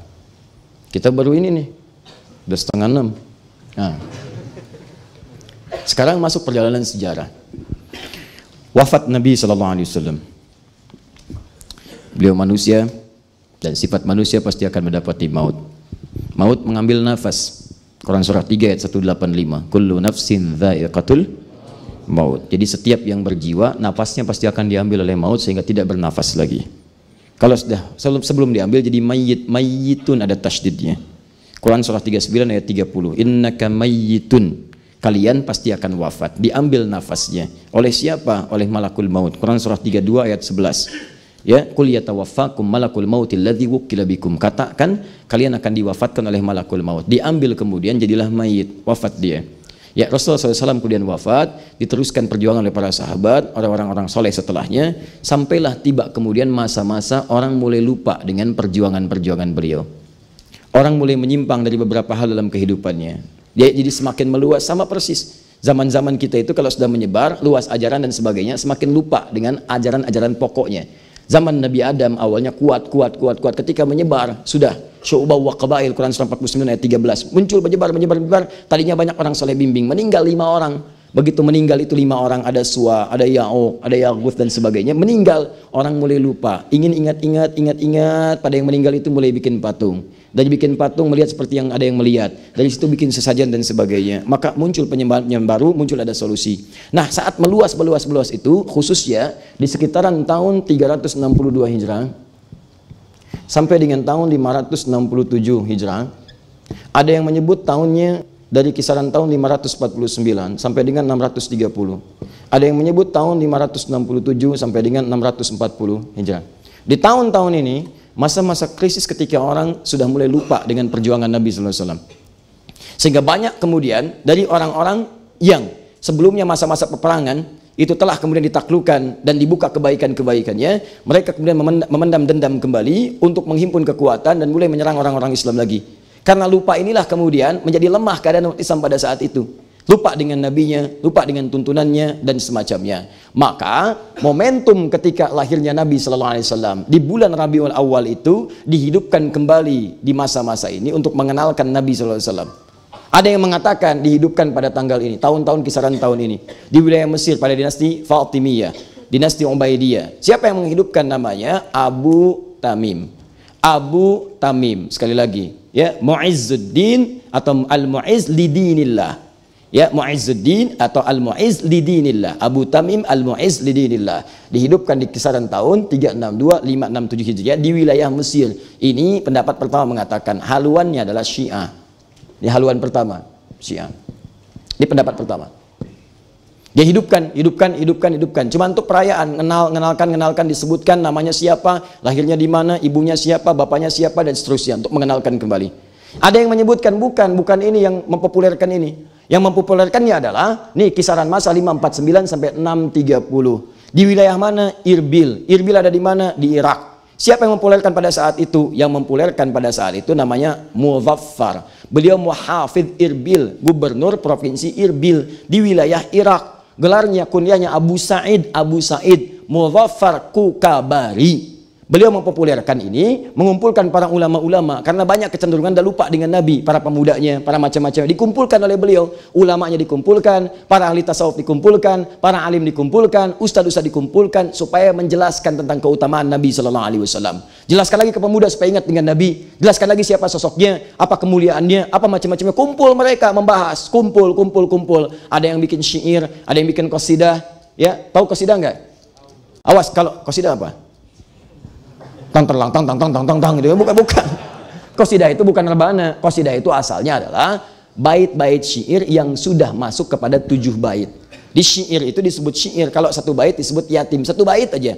Kifana bki min dzikra habibin wa manzili bisaktili wa bainad dakhuli fa haumali, disebut baitun yatim. Bait yang menyendiri cuma 1 bait. Itu baitnya Imrul Qais. Ya, dalam kasidahnya namanya Ummu Aufa. Ditulis oleh beliau Imrul Qais 150 tahun sebelum lahirnya Nabi sallallahu alaihi wasallam. Ya, kifa nabki min dzikra habibin wa manzili bisaktili wa bainad dakhuli fa haumali. Begitu sedang lewat di Bukit Haumal, lihat orang sedang bengong aja. Kenapa? Baru diputusin oleh kekasihnya. Kata beliau, "Hei yang sedang diputus oleh kekasih, ayo move on, bangun. Jangan Anda memikirkan orang itu aja. Emang perempuan cuma 1 di muka bumi?" Masya Allah, catat. Wah, ya. Cuman itu tidak disukai Imrul Qais setelah itu. Jadi pangeran pujangga. Nah, kalau dituliskan lebih banyak sampai 7, itu disebut dengan qasidah namanya. Di bait-bait syair yang sudah sampai 7 bait disebut dengan qasidah. Imam Syafi'i bikin bait sampai 7, diteruskan. Qasidah namanya. Kumpulan qasidah disebut dengan diwan. Diwan Imam Asy-Syafi'i, Diwan Al-Bukhturi, Diwan Imri Al-Qais, Diwan Nabigah Az-Zibyani. Dikumpulkan Diwan Zuhair bin Abi Salma. Abi Salma itu seorang yang benci dengan Nabi, menjelek-jelekan Nabi, selalu melecehkan Nabi. Kemudian di masa-masa Islam masih jadi musuh, sampai kemudian dihalalkan darahnya, dikejar, jadi buronan. Maka beliau kemudian menyamar, Zuhair bin Abi Salma menyamar, ingin taubat. Bayangkan, ingin tobat, menyamar, datang ke hadapan Nabi. Ketika datang di hadapan Nabi SAW, dibuka, saya Zuhair. Umar langsung, ini dia, pisahkan kepala dari badannya. Wah, kata Nabi, tunggu. Kamu datang ke sini kenapa? Ya Rasulullah, apakah engkau diutus dengan syariat membunuh atau memaafkan? Saya diutus untuk memaafkan, bukan membunuh. Bayangkan, jadi membunuh itu, maaf ya, dalam Islam itu tidak dibenarkan, bukan untuk menyakiti orang. Pembunuhan terjadi hanya karena untuk menegakkan kebenaran. Hukuman yang sesuai, awas, menjaga jiwa itu ada dalam bentuk hukuman, tapi menyakiti orang itu nggak boleh, nggak boleh, bahkan dosa, bahkan bisa neraka jahanam. Quran surah 5 ayat ke-93 yang tadi malam saya bahas. Nah, pada saat itu saya diutus untuk memaafkan, maka beliau menuliskan puisi, syair, qasidah yang dikenal sampai dengan sekarang. Ya, apa qasidahnya? Indah sekali, memuji Nabi di situ, menyebutkan kemuliaannya, utusannya itu qasidah. Nah, pada saat kumpulan-kumpulan ini banyak orang bikin syair Nabi, tentang Nabi, banyak bikin tulisan-tulisan. Di antara tulisan-tulisan yang kita kenal sampai dengan sekarang, ada yang disebut dengan Barzanji, ada yang disebut dengan Diba. Itu asalnya bukan bacaan-bacaan yang dilakukan, bukan. Itu asalnya adalah syair-syair yang menerangkan tentang kehidupan Nabi. Nabi siapa, lahirnya di mana, ibunya siapa, bapaknya siapa, yang memberikan asinya siapa, dan seterusnya sampai tumbuh dewasa. Macam itu kisah sebetulnya. Cuman karena ditulis dalam bentuk syair, syair itu punya irama. Dia punya 16 rumus, dikenal dengan bahar. Setiap bahar ada iramanya. Bahar tawil, iramanya tawilun lawudun al-buri fadailu, fa'ulun mafa'ilun, fa'ulun mafa'ilu. Ya, bahar rajas, rajas mustaf'ilun, mustaf'ilun, mustaf'ilun, mustaf'ilun, mustaf'ilun, mustaf'ilun. Madid, mufa'alatun, mufa'alatun, fa'ilatun, mufa'alatun, mufa'alatun, fa'ilatun. Tala'al badru alayna min thaniyatil wada'i, wajaba syukru alayna mada'a lillahi da'i. Tuh, madid. Ya, rajas, mustaf'ilun, mustaf'ilun, mustaf'ilun, sautus safiril bulbuli, hayyaja qalbit thamili, al-ma'u wa zahru ma'a, ma'a zahri lahdhul muqali, fa anta ya sayyidali wa sayyidi wa maulali, fakam tayyumuni ghuzailun uqaiqali, kataftuhu min wajdatin min fili hadhar rajuli, faqala la faqala qadamu harwili, wal walad wali ya wailali, faqultu la tuwal wili, fabayinul lu'lu ali qala tawi inaka daina radidul muqali, kahatan kakailali, tabuli. Ada. Ditarik di masa-masa setelah itu, jadi kemudian pusat ilmu dari nyanyian-nyanyian, dari tulisan-tulisan jadi pusat ilmu. Apa di antara pusat ilmu itu? Rajas dipakai jadi Alfiyah, Ibnu Malik 1002 bait. Dimasukkan ke situ itu rumusnya rajas, rajas muzdawaj. Zaman jahiliyah jadi irama-irama nyanyian, puisi. Zaman-zaman kehidupan Nabi dan setelahnya jadi ilmu, dibawa rumusnya dipakai ke dalam ilmu. Jadilah keluar kemudian Alfiyah. Kalamuna lafzun mufidun kastaqim wasbun wa fi'lun thumma harfunil kalim wahiduhu kalimatun wal qawlu am wa kalimatun biha kalamun qad yu'am bil jarni wat tanwini wan nida wa al wa mustadin lismi tamyizun hasal bitafa'alti atat wa ya if'ali wa nunik balanna fi'lun yanjali. Alfiyah. Halo? Itu begitu. Ada Alfiyah hadis, Imam As-Suyuti bikin Alfiyah fil hadis, ada Alfiyah fi ulumul Quran, ada dikemas ilmu. Dulu seperti itu, bikin syair-syair itu asalnya bukan nyanyian. Asalnya adalah tentang tulisan-tulisan yang menunjukkan informasi. Nanti puncaknya terjadi ketika diambil alih. Barat, Ferdinand dengan Isabella bersatu. Ngumpul 1492. Setelah perjanjian Tordesillas. Sebelum itu ngumpul keduanya menghancurkan Granada yang terakhir di Spanyol. Diambil hazanahnya, dibawa lagi kemudian kembali lagi ke musik. Muncul rumusan CDF GABC, GABC DFIS G, DFIS G ABCIS D, ABCIS D FIS GIS A, FIS GIS ABCIS DIS E, BCIS DIS E, FIS GIS AIS B, FIS GIS AIS BCIS DIS AIS FIS, CIS DIS AIS FIS GIS AIS FIS CIS, judi, preng. Tuh. Situ. Jadi ke piano, jadi ke gitar, jadi ke macam-macam. Balik lagi. Dulu itu kalau antum buka Diba, antum buka Barzanji, itu isinya sebetulnya bukan nyanyian. Isinya itu ada doa-doa, isinya ada sholawat, isinya ada doa untuk orang Islam, isinya menerangkan kehidupan Nabi. Itu asalnya. Cuman persoalannya, kalau dulu itu dibaca, orang paham, dijelaskan, ini begini-begini itu taklim. Yang sekarang umumnya orang baca nggak ngerti isinya. Itu masalahnya. Jadi nggak tahu kalau itu pelajaran. Nggak tahu kalau isinya ada doa menerangkan Nabi tentang macam-macam. Bangkit lagi yuk, dekati lagi Nabi, ini perjuangannya. Nabi lahir begini, ibunya begini, bapaknya begini. Ayo Anda ikuti perjuangan Nabi, ikuti para ibu seperti ini, para ayah seperti ini. Seperti itu asalnya. Nah itu kemudian ada pendapat ketiga, itu dibangkitkan, dipopulerkan oleh Salahuddin Al-Ayyubi, panglima paling hebat dalam Islam yang pernah lahir sepeninggal Nabi, sepeninggal sahabat dan seterusnya, yang membebaskan Palestina itu. Dicatat dalam sejarah namanya, dituliskan berbagai kisahnya dan dipuji dengan berbagai pujian yang ditetapkan oleh Allah Subhanahu wa taala lewat lisan-lisan para sejarawan orang-orang Islam setelahnya. Beliau ternyata juga pernah membangkitkan bagian dari pasukan-pasukannya yang beliau sering amati. Katanya ingin buka Palestina, katanya ingin bebaskan Palestina. Tapi ketika malam-malam beliau lihat sebagian tentaranya ada yang sholat, kata beliau ini sudah siap. Sebagian masih ada yang ngobrol-ngobrol, begadang. Hati-hati, awas, begadang itu jangan begadang. Kalau tidak ada perlunya, nah itu tidak ada perlunya pada begadang. Akhirnya apa yang terjadi? Kata beliau ini belum siap, mentalnya belum siap, kedekatan dengan Allahnya masih kurang. Banyak dilihat masyarakatnya, makin jauh kemudian, gak kenal Nabi, gak kenal macam-macam, akhirnya dihidupkan oleh beliau. Di waktu-waktu itu, ada yang mengatakan dihidupkan di bulan Rabiul Awal untuk mengambil momentumnya, ada yang mengatakan dihidupkan bahkan di luar bulan-bulan itu. Ayo kenali lagi Nabi, kenali lagi Nabi, dikenalkan. Kumpulan-kumpulannya sampai populer disebut dengan kumpulan Dzikra Maulidin Nabi. Dzikra, bukan haflah. Kalau haflah itu perayaan. Ya kalau haflah itu pesta, kalau Dzikra itu mengingat. Kumpul-kumpul untuk mengingat Nabi, meneladani perjuangan-perjuangan dan kehidupan kalian beliau. Dzikra Maulidin Nabi, dzikranya kemudian dihilangkan untuk menunjuk pada mudhaf dan mudhaf ilaih. Disebutkan maulid nabinya. Ini rumus untuk mempercepat, yang penting bukan dzikranya, yang penting itu kita kenal dengan nabinya. Sama dengan Masjidil Haram. Masjidil Haram, kalau antum ke Mekah, masjidnya dibuang, muncul kalimat haramnya. Di hotel-hotel tulisannya bukan Masjidil Haram tapi Al-Haram. Ya kemana? Ke haram. Silakan, Anda mau ke Mekah itu haram. Kemana Pak? Haram, saya nggak mau, saya maunya halal. Bukan itu. Jadi nggak ada hubungan halal dengan haram. Ini maksudnya masjid. Masjidil Haram. Masjid ini beda dengan masjid yang lain-lainnya. Zikranya dibuang, dimunculkan maulid nabinya atau maulud nabinya untuk mendekatkan pengenalan kepada nabinya, bukan sekedar untuk mengingatnya. Paham sampai sini? Halo? Nah, ini sejarah. Nah, muncul generasi setelahnya, mulai dipersoalkan, ini itu ibadah atau bukan? Karena sering nampak tiap tahun ada. Kadang pas Rabiul Awal, kadang lewat Rabiul Awal, muncul, kumpul-kumpul lagi, dibacakan, ada yang baca ini, baca itu, ini dan sebagainya. Mulailah kemudian terjadi diskusi-diskusi sampai muncul perbedaan pendapat. Yang satu mengatakan, ini nggak boleh dilakukan, ini ibadah nih, haram hukumnya, nggak ada contohnya dari Nabi. Keluarkan dalil-dalil dan sebagainya. Satu mengatakan, ini bukan ibadah, ini adat.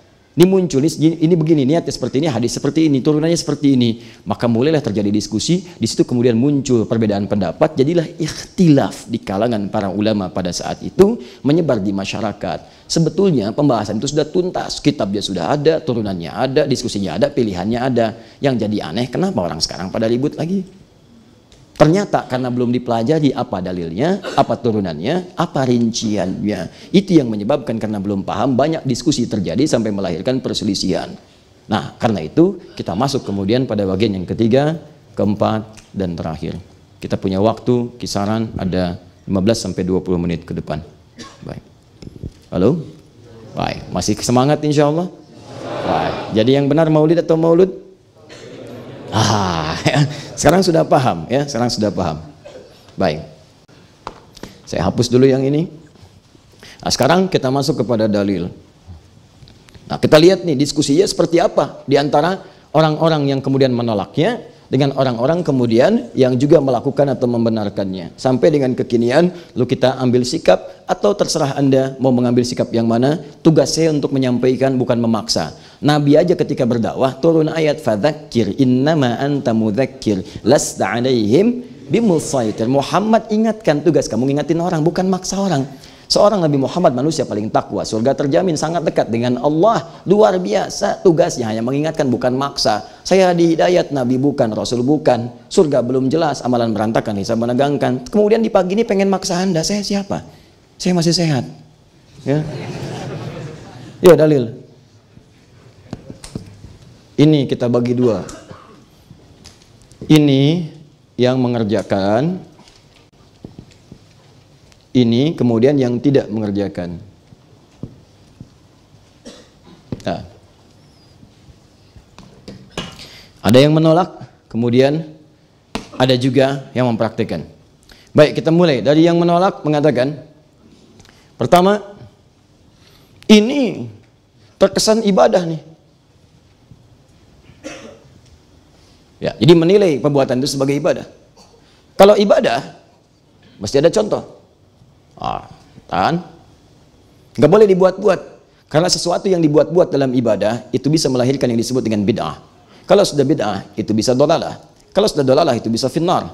Di antara dalilnya, turunkan misalnya hadis riwayat Abu Daud, nomor hadis 4301, 4301. Baik, mari kita lihat pelan-pelan misalnya.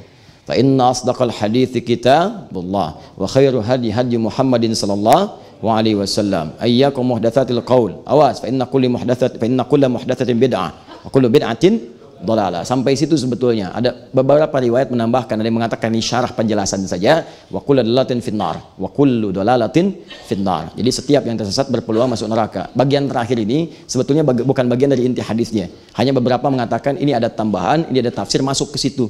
Persis seperti kalimat Ibnu Adam, idza mata Ibnu Adam, padahal di hadisnya bukan Ibnu Adam, di hadisnya insan, idza matal insan atau idza matal abdu. Demikian di hadis riwayat Muslim 9 lafaz.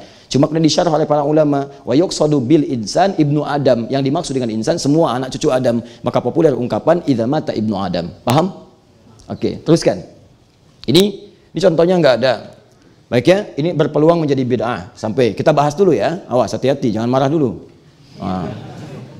Kemudian teruskan ke bawahnya. Nah, ini nggak boleh diada-adakan. Yang ketiga, kalau ini baik, nah keluar kaidah nih, keluar kaidah. Kalau ini baik, tentu orang dulu sudah mengerjakan sebelumnya. Pernah dengar ungkapan ini?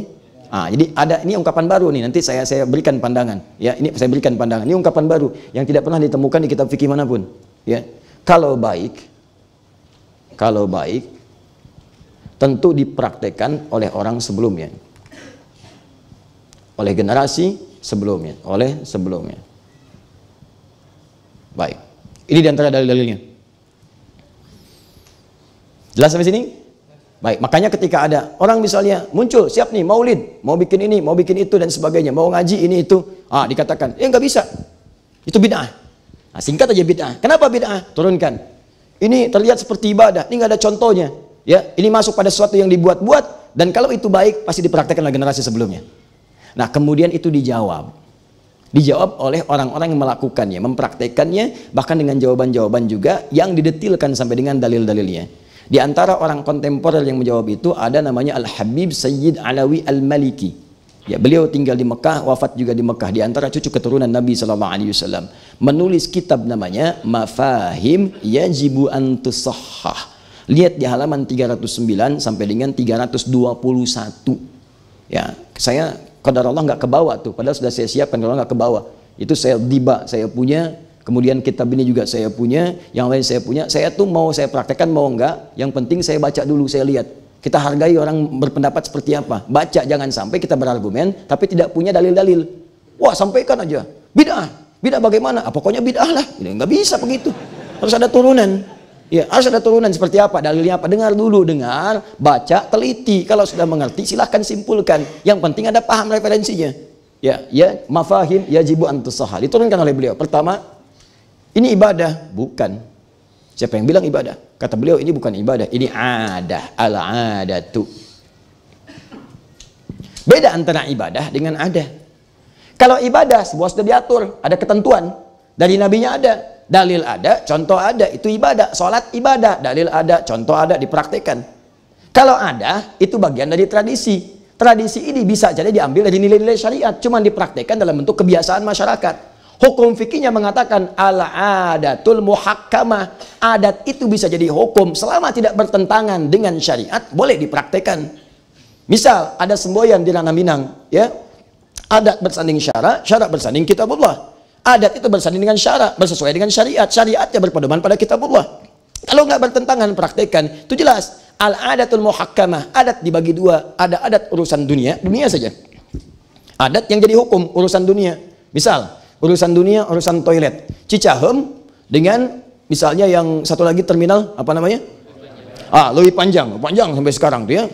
Itu leuwi panjang dengan Cicahem. Masuk toiletnya beda. Cicahem 1000 misalnya, leuwi panjang 2000. Hukum Cicahem 1000, leuwi panjang 2000. Tiba-tiba Anda biasa ke Cicahem, masuk ke leuwi panjang, masuk ke toilet. Bayar 1000, kata orang leuwi panjang, Pak 2000. Nggak bisa, biasanya 1000. Adat di situ, awas hati-hati, adat di situ berbeda jadi hukum, jadi kebiasaan. Kalau sudah kebiasaan, Anda nggak bisa tolak. Itu urusan dunia. Sama bahkan ke istilah. Di sini pisang itu pisang, gedang itu pepaya. Awas, masuk ke Jawa, gedang itu pisang. Awas, jangan itu sayur. Silakan. Oh, monggo niki, ini nasinya loh ya. Niki jangan dimakan, niki jangan dimakan. Nasi aja dimakan, sayurnya enggak. Kenapa niki jangan dimakan? Kan jangan tuh sayur. Ya. Paham? Itu adat namanya. Ada kebiasaan-kebiasaan. Nah, hukum fikih mengatakan urf itu, adat itu kalau masuk pada urusan-urusan terkait dengan praktek-praktek penjelasan atau praktikal nilai-nilai syariat, dipraktekkan dalam adat sepanjang tidak bertentangan dengan syariat boleh. Dari mana hukumnya? Nggak usah ambil sekarang, ambil masa jahiliyah. Di jahiliyah ada dua adat. Adat pertama misal saat tawaf. Tawafnya apa? Buka pakaian semua. Tawaf sambil tepuk tangan, sambil siul-siul. Itu nggak usah dipraktekkan. Nggak usah karena bertentangan dengan syariat. Sudah membuka aurat, sudah siul-siul nggak jelas dan sebagainya, nggak ada maknanya. Maka itu tinggalkan. Makanya kalau ada kebiasaan-kebiasaan tradisi yang bertentangan dengan syariat, jangan terlampau kreatif, tinggalkan. Yang kedua, ada adat mereka sejak jahiliyah untuk menghormati orang tua yang baru punya anak pertama, maka dihormati dengan panggilan abu, dilekatkan nama anak pertamanya. Misal Nabi Muhammad SAW melahirkan anak pertama namanya Al-Qasim, maka dihormati takrim namanya Abul Qasim. Pamannya ada yang dikenal dengan, pernah dengar nama ini? Imran, pernah dengar? Abdul Manaf, paman Nabi. Kalau Abu Talib, nah Abu Talib itu memang aslinya Imran, ada yang mengatakan Abdul Manaf. Anak pertamanya namanya Talib, kemudian ada Ja'far, kemudian ada Ali. Karena anak pertama namanya Talib, maka dikenal dengan Abu Talib. Nah, itu banyak turunan ke bawah untuk sebagai menghargai orang-orang yang baru melahirkan dan baru punya anak pertama. Takrim. Itu dilestarikan sampai masa Islam sampai sekarang. Abu Muhammad, Abu Usama, Abu Husain, Abu Hasan dan sebagainya. Jadi kalau antum misalnya tiba-tiba saya pengen hijrah, terus ganti nama antum Asep, punya anak namanya misalnya Hasan, jadi Abu Hasan. Ini bukan menunjukkan Anda Islami, bukan. Itu dari tradisi sejak masa jahiliyah. Jangankan Anda, Abu Lahab juga begitu, Abu Jahal juga begitu, dan yang lainnya. Itu tradisi sejak zaman dulu, cuman diabadikan, dilestarikan masa Islam karena punya nilai-nilai baik. Itu yang disebut adat tidak bertentangan dengan syariat. Paham? Awas, saya belum bicara pilihan, tugas saya menjelaskan dengan objektif, jangan menutup-tutupi. Sampaikan ini pilihan itu belakangan. Jelas? Jadi paham ya? Jadi ini adat nih bukan ibadah. Kalau ibadah itu ada teknisnya, ada macam-macamnya, ada aturannya. Kami ini kumpul seperti antum kumpul. Antum kumpul itu pengajian yang dibahas Nabi, kami juga pengajian yang dibahas ini. Yang dibahas ini kumpulannya seperti ini. Kita cuma tradisi aja seperti antum tradisi. Tradisi kumpul taklim, tradisi kumpul ini. Tapi kan nggak ada contohnya dari Nabi. Ini yang jadi masalah. Apa antum juga ada contohnya taklimnya khusus hari Ahad subuh? Apa ada contohnya taklimnya khusus malam Jumat?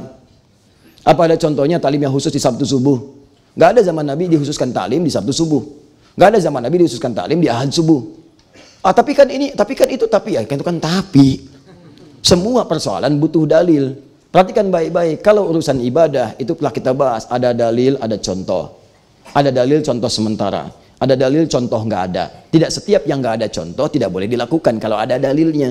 Nah ini bukan urusan ibadah, tapi ada dalil. Apa dalilnya? Untuk mengikuti membahas tuntunan Nabi. Quran surah ke-33 ayat 21, Quran surah ketiga ayat ke-31, Quran ke-9, bahkan dari ayat ke-124 sampai dengan ayat terakhirnya. Teman-teman sekalian, itu menunjukkan kemuliaan Nabi dipraktekkan dalam bentuk pertemuan-pertemuan membahas tentang Nabi. Isinya ada yang taklim, isinya ada yang pujian, isinya ada yang doa. Sama dengan antum kumpul bahas sirah, yang dibahas tentang Nabi, yang dibahas kehidupan Nabi, istri Nabi dan sebagainya. Cuma waktunya kemudian ditetapkan oleh mereka. Kapan waktunya? Yang paling afdol pas bersamaan dengan lahirnya. Kenapa bersamaan dengan itu? Karena orang mulai ingat, banyak ingat. Kalau banyak ingat, banyak mudah menghadirkan nilai-nilainya. Sama dengan begini, kapan kelahiran negara Indonesia? 17 Agustus. Ya, bulannya Agustus, tahunnya 1945. Itu bahasa Arabnya milad. Milad Muhammadiyah 18 November, sebentar lagi tuh. Tahun 1912, 18 November. Miladnya NU 31 Januari 1926. Dan sebagainya. Coba cek, negara memperingati miladnya. Disampaikan setiap 17 Agustus tuh. Bahkan hal-hal yang tidak terkait langsung pun ada. Apa misalnya? Panjat pinang.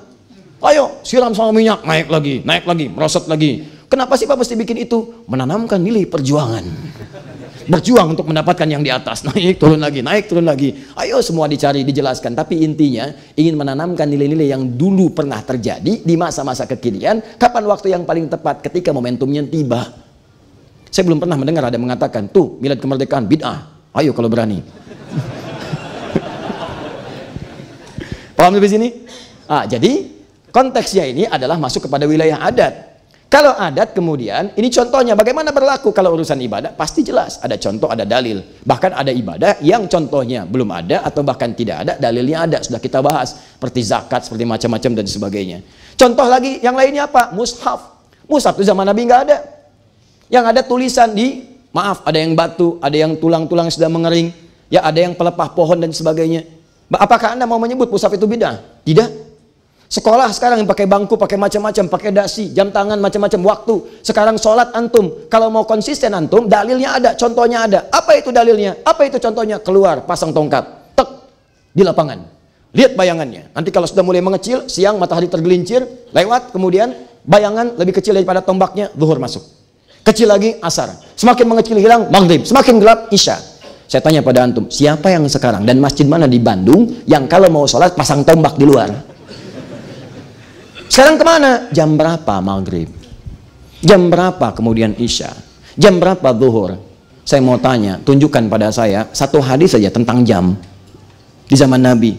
Sholatlah kalian ketika jam 5:45. Tunjukkan pada saya. Mana dalilnya? Kalian mengatakan harus ada dalil, mana dalilnya? Mana contohnya? Oh ini nggak bisa, ini kan kias, ini apa? Sama aja.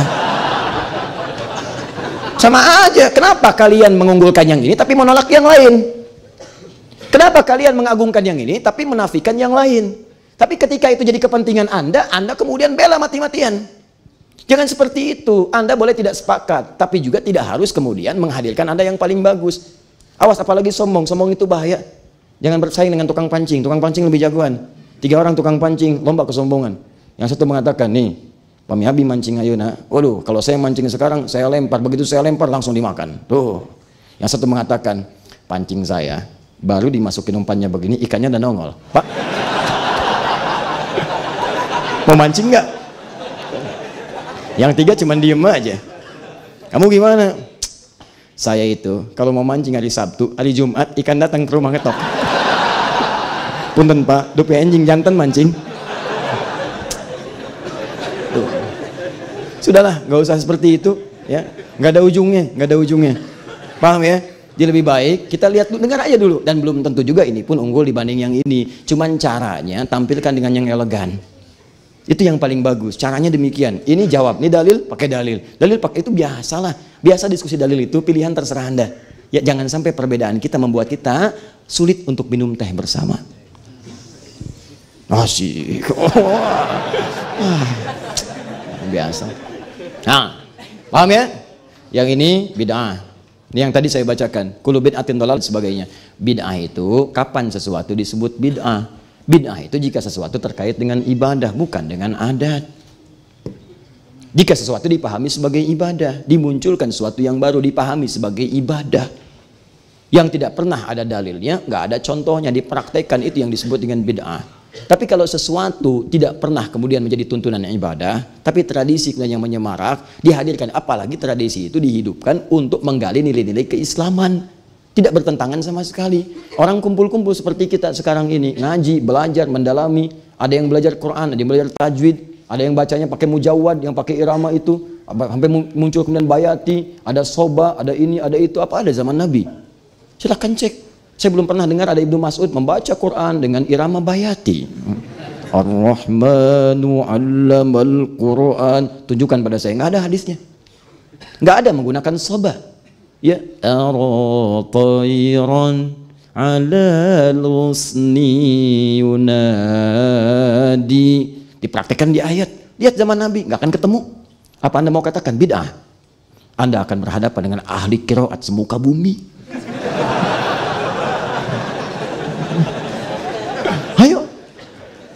Tuh, jadi gini kadang-kadang kita bisa paham yang ini dengan ringan, yang lain tidak. Kita dengar dulu. Baik, selanjutnya, Ustadz, kalau itu baik, adatnya baik, Kenapa nggak dipraktekkan di masa lalu? Tentu orang lain lebih paham tentang itu. Jangan begitu kesimpulannya. Kalau seperti ini kaidah jahiliyah. Orang jahiliyah sudah duluan mengatakan ini. Dari mana tahunya Ustaz? Buka Quran surah 46 ayat ke-11. Quran surah ke-46 Al-Ahqaf ayat ke-11. Wa qala alladhina kafaru lilladhina amanu law kana khairan ma sabaquna. Berkata orang-orang kafir dulu zaman jahiliyah kepada orang beriman, kalau yang dibawa Muhammad SAW itu baik, kami udah duluan mempraktekkan. Yang dibawa Muhammad itu kalau bagus, kami udah duluan, bapak ibu kami udah ngajarin. Ya, makanya kami nggak ikut Muhammad. Kalau baik, bapak ibu kami udah praktekkan duluan. Itu kaidah jahiliyah itu, nggak pernah ada di kaidah fikih. Jadi silahkan buka kitab fikih manapun, nggak ada kaidah semacam ini. Saya juga heran dari mana menemukan seperti ini. Silahkan cek di kitab usul fikih. Barangkali saya kurang pengetahuan. Mungkin Anda bisa datangkan, cek kitab usul fikih, kitab macam-macam. Kaidah ini nggak ada. Yang ada keterangan di Al-Quran, ini perkataan orang jahiliyah. Dan ini nggak bisa dipakai dalam kaidah fikih, ini nggak boleh. Kalau prinsip seperti ini, maka semuanya akan kacau di dalam praktek fikihnya. Ya, kalau zakat itu pakai beras bagus, tentu orang dulu sudah praktekkan. Kalau mushaf itu dituliskan bagus, tentu Nabi sudah praktekkan dari zaman dulu. Itu semua seperti itu tuh. Ya, jadi kalau semua bayangannya seperti itu, yang bisa dikerjakan di zaman Nabi, yang sekarang pun kemudian bisa dikerjakan, ternyata dulu tidak, tapi sekarang iya, tentu akan jadi masalah. Akan jadi masalah. Nanti banyak terapan-terapan contoh dalam praktek ibadah yang dikerjakan, bahkan nanti akan jadi persoalan. Saya tanya pada antum, misalnya teman-teman sekalian, mohon fokus baik-baik ya. Baik, zakat kan saya sering katakan, ini cuma kias gambaran kepada aspek yang lain. Zakat itu di semua hadis dia pakai kurma atau gandum. Kurma atau gandum. Sedangkan Islam menyebar. Islam menyebar ke Spanyol, kemana.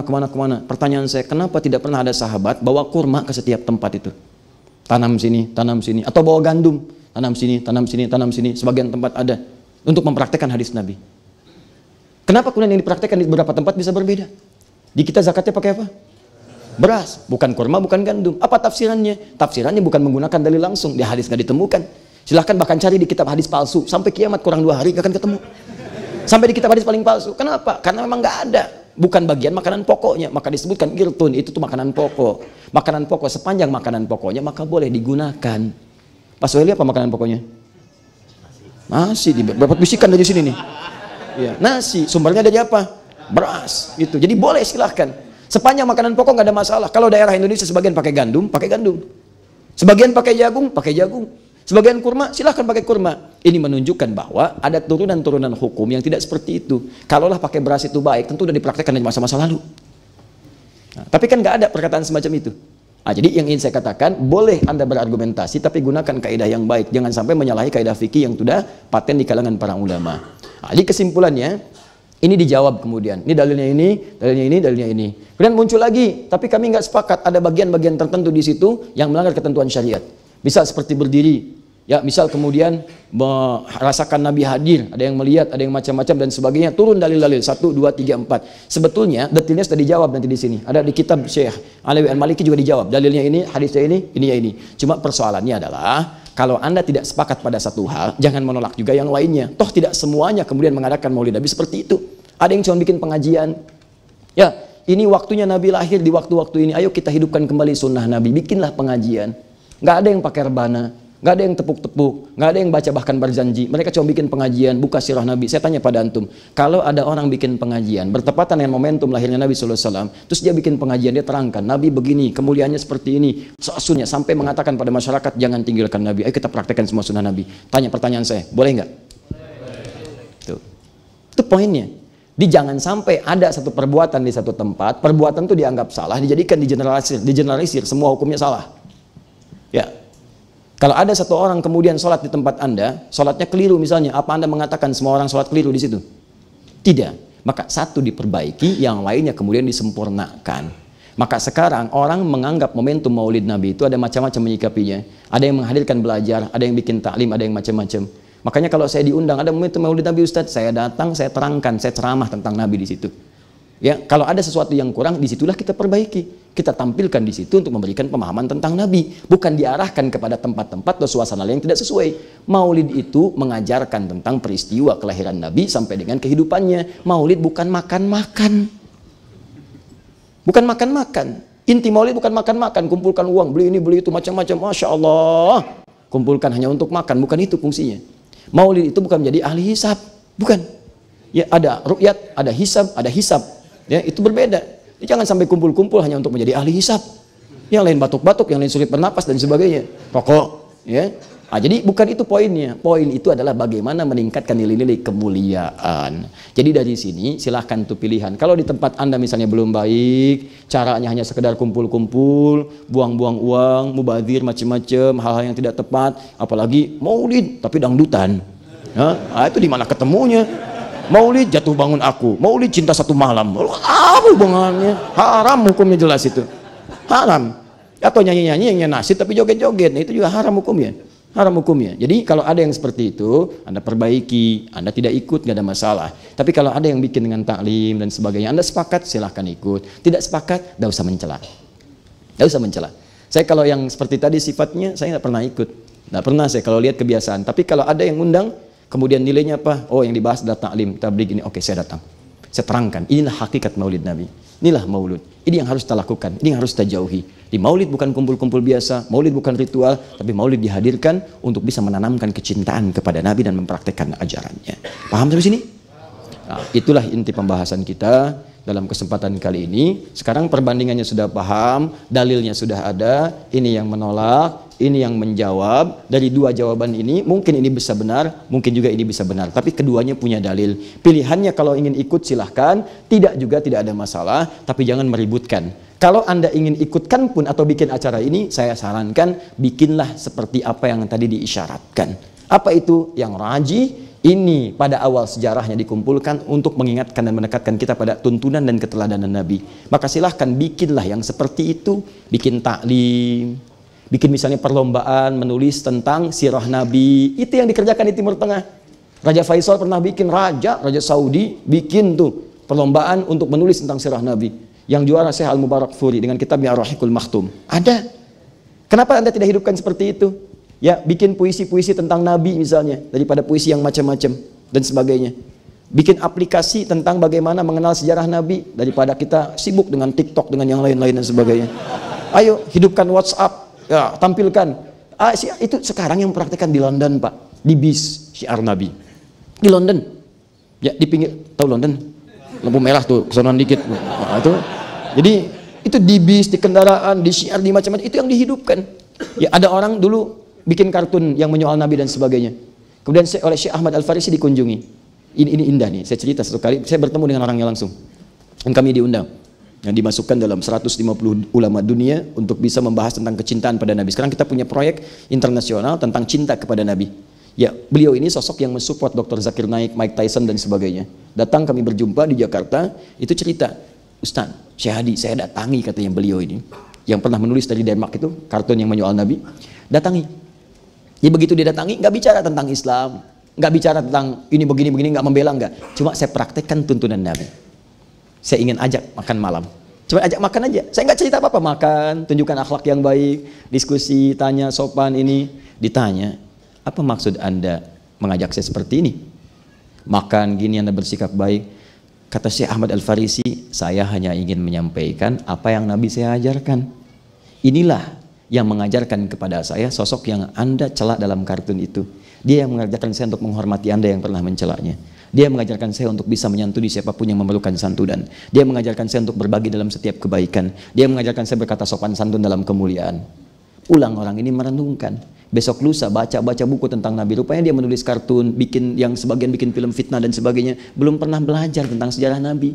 Dipraktekkan, cari buku tentang Nabi, dibaca, begitu tahu menitikkan air matanya, mengucapkan asyhadu an la ilaha illallah wa asyhadu anna Muhammadar Rasulullah. Yang bikin film fitnah, saya koreksi dulu, yang bikin film fitnah masuk Islam, kemudian bertemu dengan Syekh Ahmad Farisi, dibawa langsung ke Mekah, difasilitasi umrah, kemudian setelahnya haji, sampai kemudian dipertemukan dengan Syekh Sudais, saya dilihatkan foto-foto dan sebagainya. Masya Allah, sampai sekarang jadi dai terbaik di wilayahnya. Anda bayangkan, dari pembenci Nabi dihadirkan kemudian informasi tentang Nabi. Itu praktikal yang kita butuhkan. Jadi esensi maulid Nabi itu bagaimana kita menghadirkan nilai-nilai kecintaan pada Nabi dengan mempraktikkan tuntunan. Tidak dibatasi dengan waktu. Mau Rabiul Awal, mau Rabiul Akhir, mau Jumadal Ula, mau Dzulhijjah, mau macam-macam. Jangan batasi dengan waktu. Setiap waktu itu maulid. Setiap waktu itu maulud. Setiap saat praktekkan kecintaan kita kepada Nabi dengan mengamalkan semua tuntunannya. Itulah inti dari pembahasan kita keseluruhannya. Jelas? Jadi pertanyaan saya, yang maulid atau yang maulud yang benar? Dua-duanya. Kapan maulid jadi benar? Kapan maulud jadi benar? Itu tadi dalilnya. Kalau maulud dengan maulid digunakan hanya untuk pesta atau fora-fora atau sukaria dan sebagainya, maka jelas hukumnya haram untuk dilakukan. Bahkan menodai keadaan Nabi Sallallahu Alaihi Wasallam. Tapi kalau itu digunakan sebagai wasilah untuk mengenalkan pada Nabi dengan cara yang dibenarkan, maka disitulah hal yang patut diteladani dalam kehidupan. Selesai bahasan kita, kami harap tidak ada lagi banyak yang mempersoalkan satu dengan yang lainnya, bahkan meributkan, bahkan kemudian menjadikan banyak dosa yang dengan dosa itu menjauh dari umat Nabi Sallallahu Alaihi Wasallam. Paham? Baik. Jelas? Siap mempraktekkan isi Al-Quran? Baik. Tes Al-Maidah ayat 100 sampai 101. Ya ayyuhalladzina amanu. Hei orang-orang yang masih merasa punya iman. Hanya yang bagi punya iman saja. Yang tidak punya iman ayat ini tidak berlaku. Hai orang-orang yang masih merasa punya iman. La tas'alu an asya'a in tubdalakum tasukum. Jika uraian sudah jelas disampaikan, maka jangan banyak ditanyakan lagi. Khawatirnya banyaknya pertanyaan itu menjadikan yang jelas semakin tidak jelas nantinya. Jelas? Paham? Hei orang-orang beriman, ada pertanyaan? Alhamdulillah. Satu.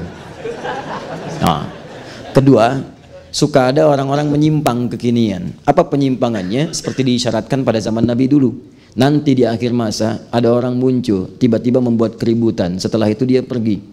Memunculkan satu perkataan, yuhaditsunakum bima lam taf'aluhu bima lam tasma'uhu wa la yasma'unahu aba'ukum. Kadang-kadang dia bikin satu hal yang Anda dengar, Anda lihat, informasi sampai pada Anda, tiba-tiba informasinya menyesatkan.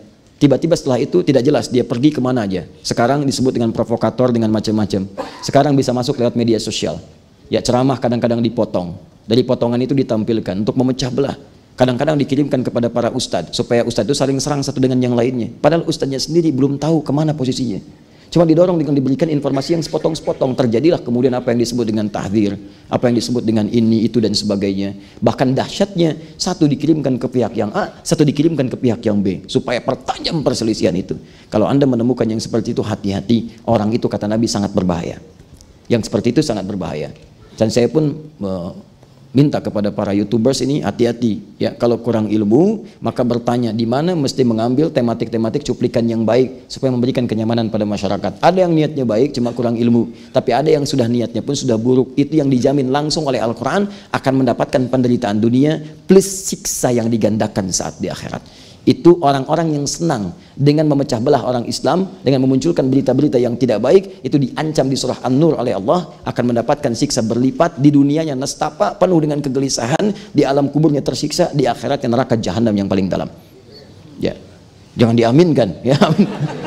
Sudah cukup itu dengan ayatnya. Tinggal kita bermohon pada Allah supaya orang-orang itu diberi hidayah oleh Allah Subhanahu wa taala. Baik, Anda mengaminkan siapa?